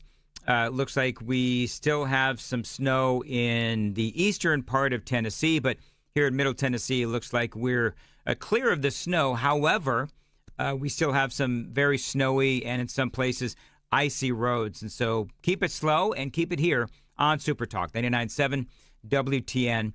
Earlier, we were talking about a number of different things with Elon Musk, including Trump derangement syndrome and so forth. But one of the things that they did continue to talk about was that the left-wing media simply don't care about all of the good things that Donald Trump is doing. And they don't care. They just keep on hating. It's funny how often, when these attacks occur, the thing that they're accusing the administration of is what they are guilty of. Mm-hmm. They're saying that things are being done unconstitutional, but what they are doing is unconstitutional. They are guilty of the crime of which they accuse us. That's always the first thing they do. He's in violation of the Constitution. They don't even know what they're talking. Well, it's absurd. Know. It's just a con job. It's a big con job. And they're so bad for the country, so dangerous and so bad. And the media is so bad. When I watch MSNBC, which I don't watch much, but you have to watch the enemy on occasion, the level of arrogance and cheating, and they're just horrible people. These are horrible people. They tell conspiracy theories. And they start up with the Constitution. They couldn't care less about the Constitution. Donald Trump and Elon Musk, and they are absolutely right. And one of the things that I really liked, because we're talking about, Trump derangement syndrome and some of these other things, but really it all comes back down to, and this was really effective, where Elon Musk was talking about the priorities of both parties. Now, the Democrats, their hair is, of course, on fire. We all know what's going on with the rampant waste, fraud, and abuse that Elon Musk is uncovering. And they talk about this discussion of the priorities. The Democrats, hair on fire, protests, all of these other things. And yet Elon Musk and Donald Trump, their priority is saving the American people money and having a more efficient and effective government. And for Elon Musk, it comes down to two words: competence and caring. In order to save taxpayer money, it comes down to two things: competence and caring. And when the president was shown the outrageous bill for the new Air Force One, and then negotiated it down, if the president had not applied competence and caring, the price would have been 50% higher, literally 50% higher. The president cared, the president was competent, the price was not 50% higher as a result. And so when you add more competence and caring, you get a better deal for the American people. You know what I was thinking about earlier this morning is that a lot of this wasteful spending, I want you to think about this. A lot of this wasteful spending that was going on during USAID, during that whole thing, it was going on during Biden's term. This was also the period where inflation was rampant, way up over 9%. And the Democrats didn't care. They were going to keep spending and keep spending and keep spending, and they didn't care what we, the people, were going through as long as Iraq got their $20 million to produce Sesame Street. But that's caring. No, it's not even the art of the deal. It's caring. He uses the word, it's caring. Yeah. It's a certain competence, but I think it's more caring than competence. If you add either ingredient, either competence or caring, you'll get a better outcome. But it stands to reason that if you don't have competence, you don't have caring, you're going to get a terrible deal. And the problem is that the American taxpayers have been getting a terrible deal because look at the last administration. Can any reasonable person say that the last administration was either competent or caring? But they lied to us and said that Joe didn't have a cognitive decline. They fully lied. They said the borders were closed. They said that the borders were secure. They said that, they said Obamacare would save. They flat out lied. They flat out lied. Insane. All right. So coming up now, some of my favorite audio of the day. Is Doge cutting enough? Mr. Wonderful, Kevin O'Leary has an opinion. I think the issue is they're not whacking enough. Yeah, and I've got that full audio coming up next on Super Talk 99.7 WTN. It is Nashville's Morning News. The Super Text line is open at 615-737-9986. Joan Jones has the news at 8:30. Joan. Yeah, no more snow to come here, but it's certainly leaving behind quite a few accidents on the road this morning. Also, a couple of 12-year-olds are in trouble with Metro Nashville police. Those stories coming up at 8:30 on Super Talk 99.7 WTN. Think of Joan. Dan Mandis here. Sell your home with a guaranteed offer from Mark Spain Real Estate and receive the strongest cash offer in the industry. You're going to save time and make the most money. Dan Mandis here. Now, with the guaranteed offer from Mark Spain, you can skip the hassle of getting your home ready to sell. Receive an all-cash offer and close in as little as 21 days. There's no showings, no open houses, and no stress. Now, one of their clients, Jerry, he explained that they needed to move quickly, and they were worried the process would be lengthy and they would spend a lot of money on repairs. He says Mark Spain Real Estate got us an offer in just 3 days, and it was over the asking price. It was amazing. Selling your home is a big decision. Who you work with matters. As the most experienced real estate team in the industry, you can trust my friends at Mark Spain Real Estate to sell your home fast and for maximum profit. Find out what the guaranteed offer would be on your home today. There's no obligation. 855-299-SOLD. 855-299-SOLD. You can always find them online anytime at markspain.com and start packing.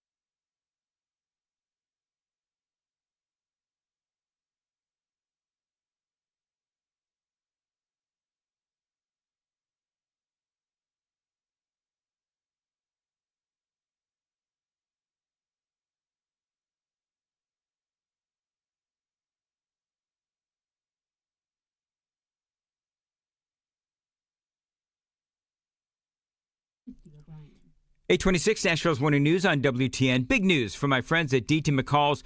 They've still got those gun safes sales tax free. They are the largest Liberty safe dealer in the state of Tennessee. Now, you know those Liberty gun safes, they are amazing. And with DT McCall's, they've got free delivery and free setup. Now, other places are going to charge you $500 at least for delivery and setup in those bigger models and $300 in those smaller models. But at DT McCall & Sons, they are going to deliver every safe for free every time, period, and no setup charge. That's what's so great about DT McCall's. So, save some big bucks right now on your Liberty gun safe when you shop at your local DT McCall's. Find them online. It is dtmccalls.com for locations and information. 5 locations across Middle Tennessee, Carthage, Cookeville, Lebanon, Lafayette, and Franklin. Always online, dtmccalls.com.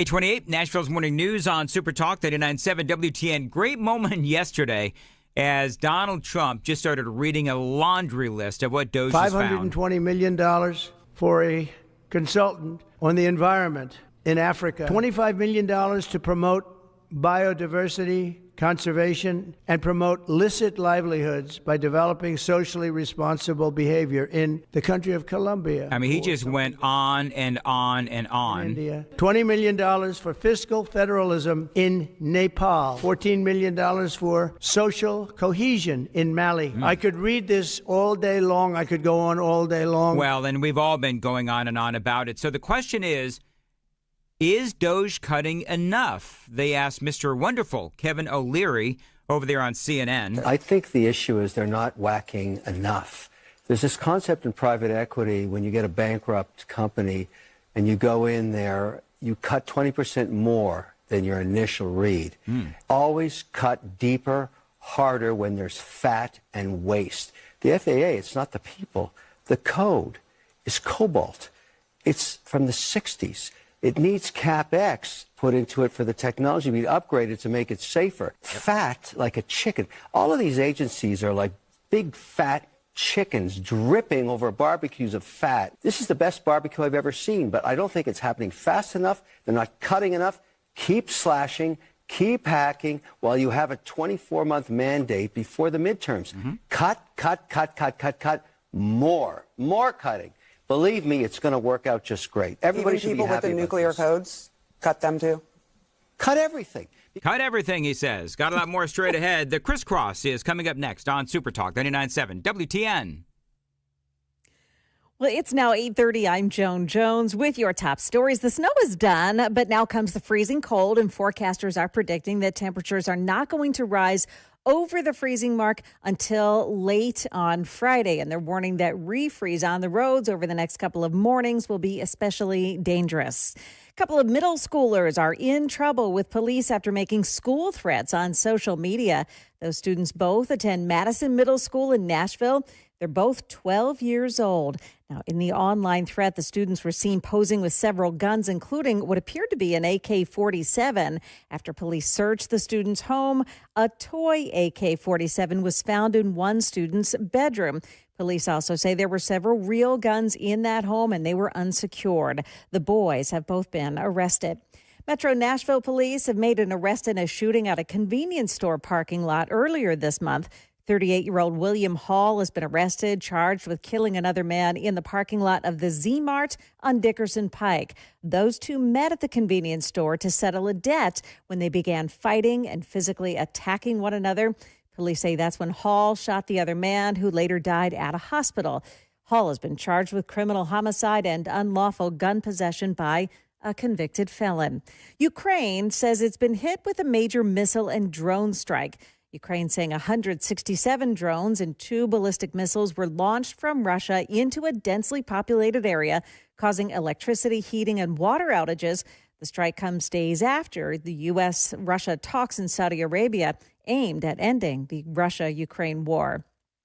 And a new nonstop flight has been added to Frontier Airlines lineup out of BNA. Starting May 23rd, Frontier is offering 3 nonstop flights per week to Cleveland Hopkins International Airport. Flights start there at $29. That is the latest news. Traffic and weather are next. I'm Joan Jones, WTN News. Pick a Joan, Dan Mandis here. And listen, we're all getting older, and so many of us simply are not where we want to be. You know, we can eat right and we can exercise, but the reality is when you get a little older that sometimes we need a little help. And my friends at Contours in Cool Springs, they are here to help both men and women lose body fat and so much more. Now, their Ultra Slim Body Contouring guarantees that you will lose a couple of inches or that first treatment is free. It is non-invasive, does not hurt, and the results are instant. I've gone through the process and it worked.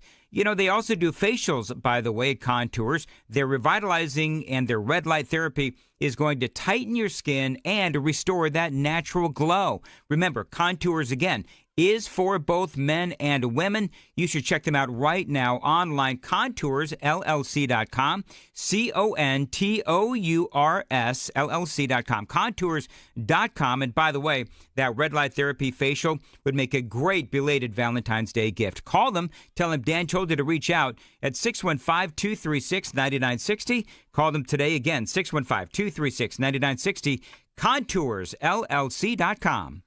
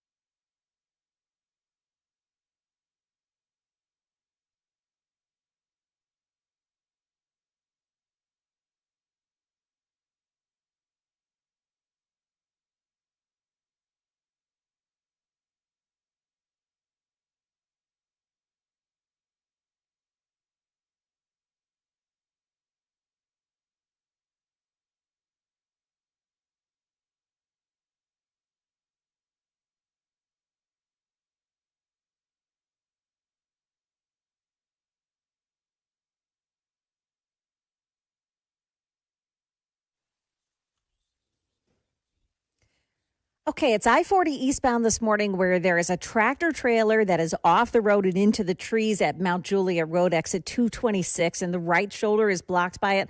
Also, traffic slowing down. Everyone's taking a look at it. Jolton, 24, the eastbound lanes at New Hope Road. Stalled out car blocks the left lane. 40 westbound in Bellevue, an accident. The right lane is blocked off at exit 196. And Antioch, a crash on Murfreesboro Pike at Old Hickory Boulevard. Traffic every 10 minutes every morning on Super Talk 99.7 WTN. Pick a Joan at 8:35. Dan Mandis here. What could you do with an extra $73,000 right now? I should say $75,000 right now.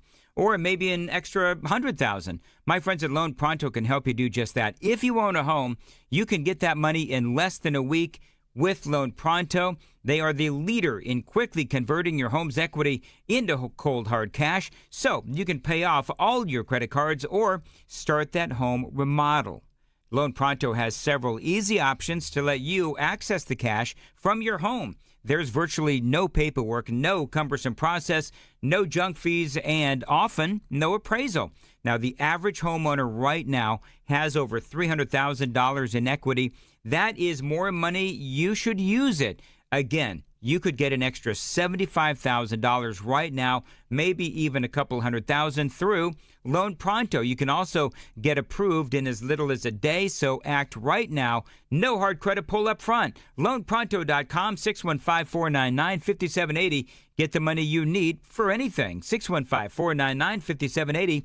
LoanPronto.com, equal housing lender, NMLS 166-1781, subject to lender approval, NMLSconsumeraccess.org.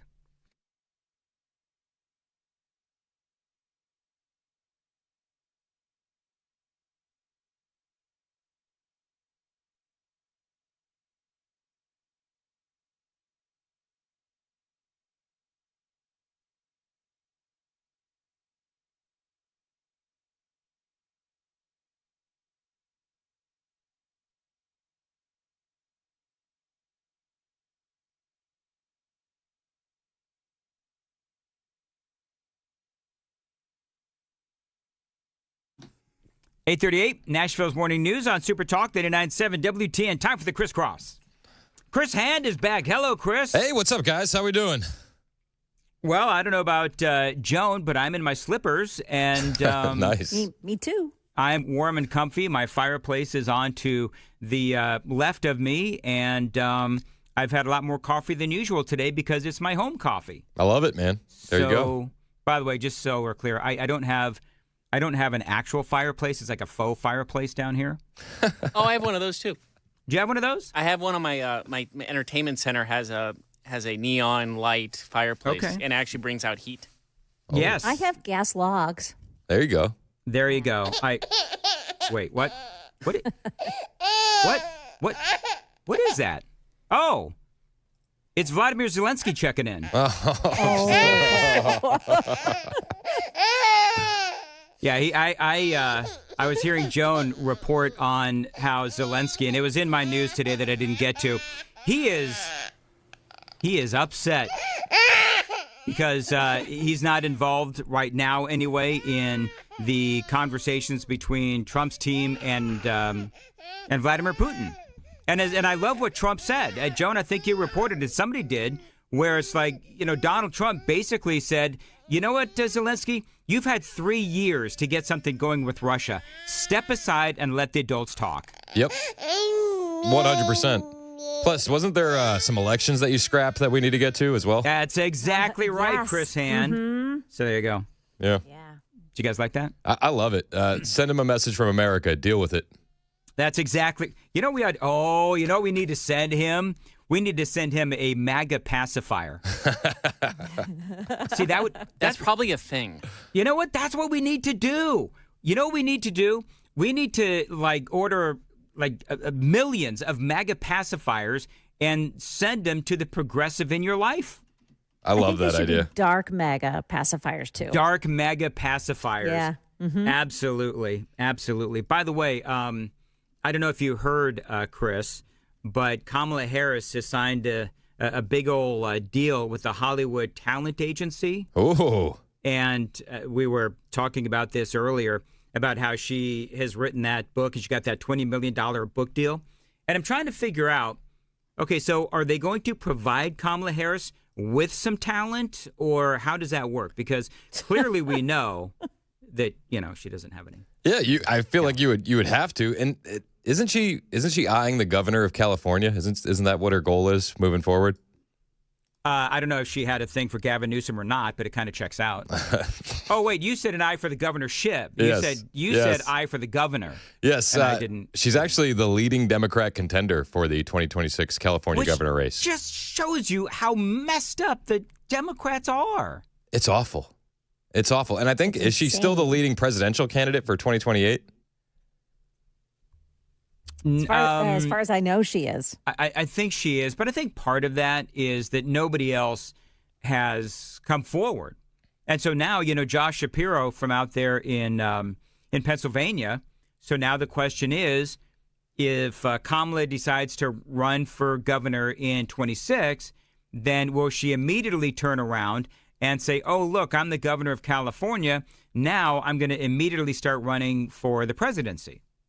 Which wouldn't surprise me in the least. If I remember right, didn't Barack Obama basically do the same thing? Where he was a senator, right? Yeah. Yes. Yeah, he was a senator, and it was only, I don't know how much time, a couple of years, and he ran for the presidency. So it wouldn't surprise me in the least. But, when I see those kinds of stories, I think, California they get what they deserve. Yeah, honestly, elections have consequences. They're dealing with it right now. But it's just crazy to me. Did the Democrats have anybody for 2028 that you would be nervous about? That's a great question. I would be nervous. I would be nervous about Josh Shapiro. Go ahead. That's the only person I would be nervous about, too. Yep. I feel like he has a lot of skeletons in his closet, though. How do you know? Shapiro? Yeah.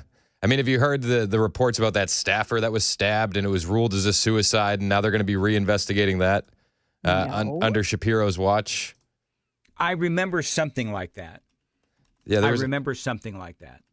There was a staffer that was stabbed, and her name was Ellen Greenberg, and the family's private investigator is slamming how they called it a suicide. It was 20 stab wounds, and they ruled it a suicide. 20 stab wounds? 20 stab wounds, and it was ruled as a suicide. So it's a little fishy, if you ask me. Yeah, just a little bit. And it all kind of goes back to Josh Shapiro. So this came up during the presidential cycle, and it seems to be kicking up dust yet again. So I don't know. I don't believe in Josh Shapiro. I don't think he should scare anybody. And I also I don't know who else would it be? Wes Moore. That was a name that was floated around a bunch. You know what? Governor of Maryland, right? Yep. Wes Moore is very good. I think that he's a great communicator. I don't know about how things are going in Maryland. Actually, I don't know because Joan used to live in Maryland. So, I mean, do you know anything about Wes Moore? He actually came in just as we were leaving. So I don't know about how he's running Maryland, but he has that profile that kind of fits Barack Obama. Like he just entered politics at this level. And they're already floating him. We knew this as soon as he became governor, that they would start floating his name as a presidential candidate. Well, again, he's I don't know if how he's doing legislatively, but I mean, for the Democrats, he fits a lot of the boxes. He's black, he is progressive, he is a great communicator, and I think that he is somebody that would be good. I think the Democrats, though, I think they've still got the DEI thing going for them. So I'm thinking about Kamala Harris, Pete Buttigieg is another one. They would love to be able to say, oh, Pete Buttigieg could be the first gay president, right? I mean, you can hear it. And they don't understand that every time you bring in somebody from the failed Biden presidency, then all of the crap that happened during the Biden presidency is up for discussion. So they need somebody like a Wes Moore. They need somebody like a Josh Shapiro, controversies and all, because they don't want to have to litigate or relitigate the Biden administration. Could you imagine a J.D. Vance versus Pete Buttigieg debate? Oh, my Lord. It would be over before it started. It would be. It would be. And, Buttigieg always gets that sweat on that upper lip. Have you ever noticed that with him? Ew. No, Oh, gosh. no, You but never now it's going to be noticed one of that? those things I can't unsee. Yeah. Yeah, no, he for whatever reason, I've always noticed that when he's giving speeches or if he's under hot lights, he's got a sweat thing going on up there. So he would not do well against a J.D. Vance. That's one of the more interesting things that actually Amy and I were talking about that. I think it was yesterday, where for the Republicans, and this was a conversation that we had on the morning show a few days ago, where who is going to be next for the Republicans? Is it going to be J.D. Vance? What other names are out there? And you've obviously got, although I do believe, and I like Ron DeSantis, I think that perhaps his time has passed him by. But you've got J.D. Vance, you've got Ron DeSantis, you've got, who's the other ones? Somebody help me. Who's on the list for the Republicans? I'm trying to recall some of the names. Is Vivek still a possibility? Vivek Ramaswamy. But he's filing paperwork to be Ohio's governor in 2026. That's why I asked. So that's probably not going to happen. Marco Rubio. Yeah, I could see Rubio a little bit more, definitely more than DeSantis. I think I heard Joan go, Here's why I say Rubio, is because he was a senator and he, as Secretary of State, it is my opinion, you guys can eviscerate me if you want, knock yourselves out. But right now, Marco Rubio has a more pivotal role than J.D. Vance does. Because as Marco Rubio, Secretary of State, when foreign policy right now is everything, well, not everything, but it's a very important thing with the Trump administration, the rest of the world is literally on fire, and Marco Rubio is going to be Donald Trump's right-hand man in handling all of that. So I would say that as much as I really like J.D. Vance, and of the two, I would still like J.D. Vance. I think that Marco Rubio, from his time in the Senate and as the Secretary of State, he would have a better resume than J.D. Vance. But it may not matter because J.D. Vance is an outstanding communicator. No, yeah, it may not matter, but I think you're right. You look at the current state of the Trump administration, it's Trump, Elon, Rubio, then Vance. Yeah. Yep. Yep. But yeah, so it's going to be fun to see. I hope that the Democrats platform somebody like Jasmine Crockett. I think that's a route that they're going. Could you imagine the DNC debates? I just feel like she's on TV a lot lately. They're trying to make her, and she checks all those DEI boxes as well. Oh, giving her that platform. Someone on the YouTube chat said Byron Donalds. Forgot about him. Byron Donalds is good. Mm-hmm. I've always liked Byron Donalds. I think, though, that if you're looking at world stage, I think that you've got J.D. Vance and Marco Rubio is going to be above Byron Donalds. I think Byron Donalds is great. I think he's got an incredible future ahead of him. But I think right now the top two for me is going to be Marco Rubio and J.D. Vance. Potential VP candidate? It can't be overstated how much DeSantis screwed himself trying to run for president this past go-round. He screwed himself. He could have walked into 2028 as the de facto nominee if he wanted to. He could have. Actually, I mean, he could have been, we all had the conversations about DeSantis being the VP, and a lot of people said DeSantis doesn't need to be Trump's VP. He can stand on his own, whatever. But I would, and a guy who is a big, big fan of Ron DeSantis, you have a very good point. So, and I don't know, there's probably going to be more people. We got 4 years. There's going to be other folks that are going to be coming to the table. And I can't get over, just to rewind a little bit to Jasmine Crockett. Are they really, and they are they really trying to make her the centerpiece, the mouthpiece of the Democrat Party? Because she's got quite the mouth. I mean, she curses and she's got the potty mouth. Well, she's a potty mouth, and she's just, I mean, there's no other way to say it. She's not the most eloquent of people, and she screams and yells. And by the way, granted, we have our own people that might fit that bill. Marjorie Taylor Greene, we know that Marjorie Taylor Greene and Jasmine Crockett have gotten into it. Nancy Mace, a little bit. I think Mace is more eloquent, certainly, than Jasmine Crockett or Marjorie Taylor Greene. But if they want to make Jasmine Crockett the face and the mouth of the Democrat Party, go ahead and make our day. That's what I'd say. Yeah, it just seems like they are. I mean, you look at the Democrats. Who else do they have on the bench? I mean, I think you can only really identify 3 people, and it's Shapiro, Wes Moore, and then Jasmine Crockett. You're gonna laugh at my other one, AOC. AOC, yeah, I could see that. She'll try to nudge her way in there. I could see AOC. She'll be like, I could see AOC, especially if she ended up like down the road if she ran for Senate. Maybe she would be able to grow within the party. I don't know. Newsom. You guys are like skipping over Gavin, and he's groomed himself. Yeah, but didn't he just like shoot himself in the foot with the fires and the response in California and just the state of California in general? Yeah, sometimes the worse they are, the more high profile they get. It's like bad attention is better than no attention. He was also buddy with Trump, which did not help him on the left side, at least. Gavin Newsom.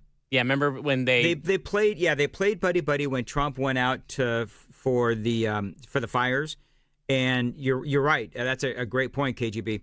Is that Newsom buddied up to Trump, really kind of kissed the ring, actually, Chris, of Donald Trump when Trump got off the plane. Yep. Newsom was like, "Oh, we're so glad you're here, and we need your help." He waited outside the plane for 20 minutes, like a lost puppy. That was right up there with Kamala Harris hanging out with Dick Cheney. You know what I mean? Yep. Look what that did for Kamala Harris. People were irate that Liz Cheney and Dick Cheney were hanging out with Kamala Harris. Well, you remember this, Chris. You're the one that talked about it a lot. That ticked off the progressives to no end. Yeah. Oh, let's go big tent politics, kind of mirroring what Trump does, except we'll bring in the warmongers. Let's do that. That's exactly By right. all means, you can have them. Sharon on the text line has taken offense to my statements on DeSantis. She says, "Shut up, Chris. I take great offense at your DeSantis derangement syndrome. Get over yourself." Wow. Do you think I have DeSantis derangement syndrome? Little DDS? You know what? You're a doctor? You're a dentist? I think at one time, yeah, you were not liking DeSantis, and there are times, you and I talked about it on the air, where it was like, okay, the lifts and all the other things, but in looking back, was I wrong? You were not wrong. Not wrong. That's all I'm saying. That's all I'm saying. That's the thing about Chris Hand. You listen to Chris, and some people, not me, but some people might shake their hands. I don't know if you've been wrong about anything since you got here. Oh, Dan, come on. I've been wrong plenty of times. Have you? Oh yeah. Do we need to give you a room? Yeah, I've been wrong about stuff. I'll tell you when I'm wrong though. I don't have any problem being wrong. What have you been wrong about? I'm now genuinely curious. What have you been wrong about? I'd have to go back. But see, Joan, there are definitely things that I've been wrong about. Joan, I think Chris is wrong about being wrong. Text line, do your thing. There's 100% been things that I've been wrong about. That's what we need to do. Text line. What has Chris been wrong on? There's been plenty. I'm sure that there's been plenty. Well, you know what I say this with all love and respect for the super texters, but I've compared the super texters to spouses who or ex-spouses. They don't forget anything. So the super texters will let us know what Chris has been wrong about. Oh, 2008 came in hot. Virginia didn't flip. I was very, very believing that Virginia would go red in the presidential election. You remember that? There you go. Yep. I was definitely wrong about that. Yeah, he's human after all. Do you know who was closest? Remember when we did the whole thing about did we do this on the air? I can't remember now, but we talked about the Electoral College map. Remember that whole thing? And I actually got closest, I think, to of anybody. Do you guys remember that? No, I don't. You got the crickets there, KGB, because apparently everybody conveniently forgot when I was right. I don't recall that. I don't. That's okay. My wife texted me. My wife texted me, said you were definitely wrong about VA going red, and I could keep going. So exactly. My wife is happy to provide a list. That is funny. All right, 8:55, Chris. Very quickly, what you got coming up? All right, so today on the show, man, I got a lot to do because I got 2 days worth of show prep. We'll go through the Trump-Elon Hannity interview. We'll go through the press conference where Trump spent 4.5 minutes laying out all of the ridiculous spending that our government's been doing. Plus, we'll give you updates on the border. Tom Homan has been calling out AOC on every single network, and each of them are hilarious, so I'll bring you all that. Plus, health in America and what it looks like with RFK Jr. at the helm. Also, the phone lines are open, 615-737-9986. 3 hours. When was Chris wrong? By all means. February, and nothing says love like gunpowder and lead, like what you find at the Glock store. Now, listen, it is the month of Valentine's Day. Valentine's Day is over, but this great opportunity at the Glock store is not.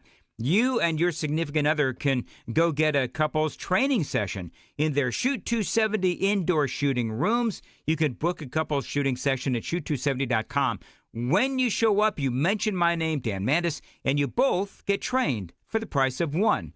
Now, remember, these are private shooting rooms with a personal instructor, a professional that is going to tailor the session to your current level of shooting expertise. And whatever level that you're at, they are going to help you up your game. That is exactly what they did for me.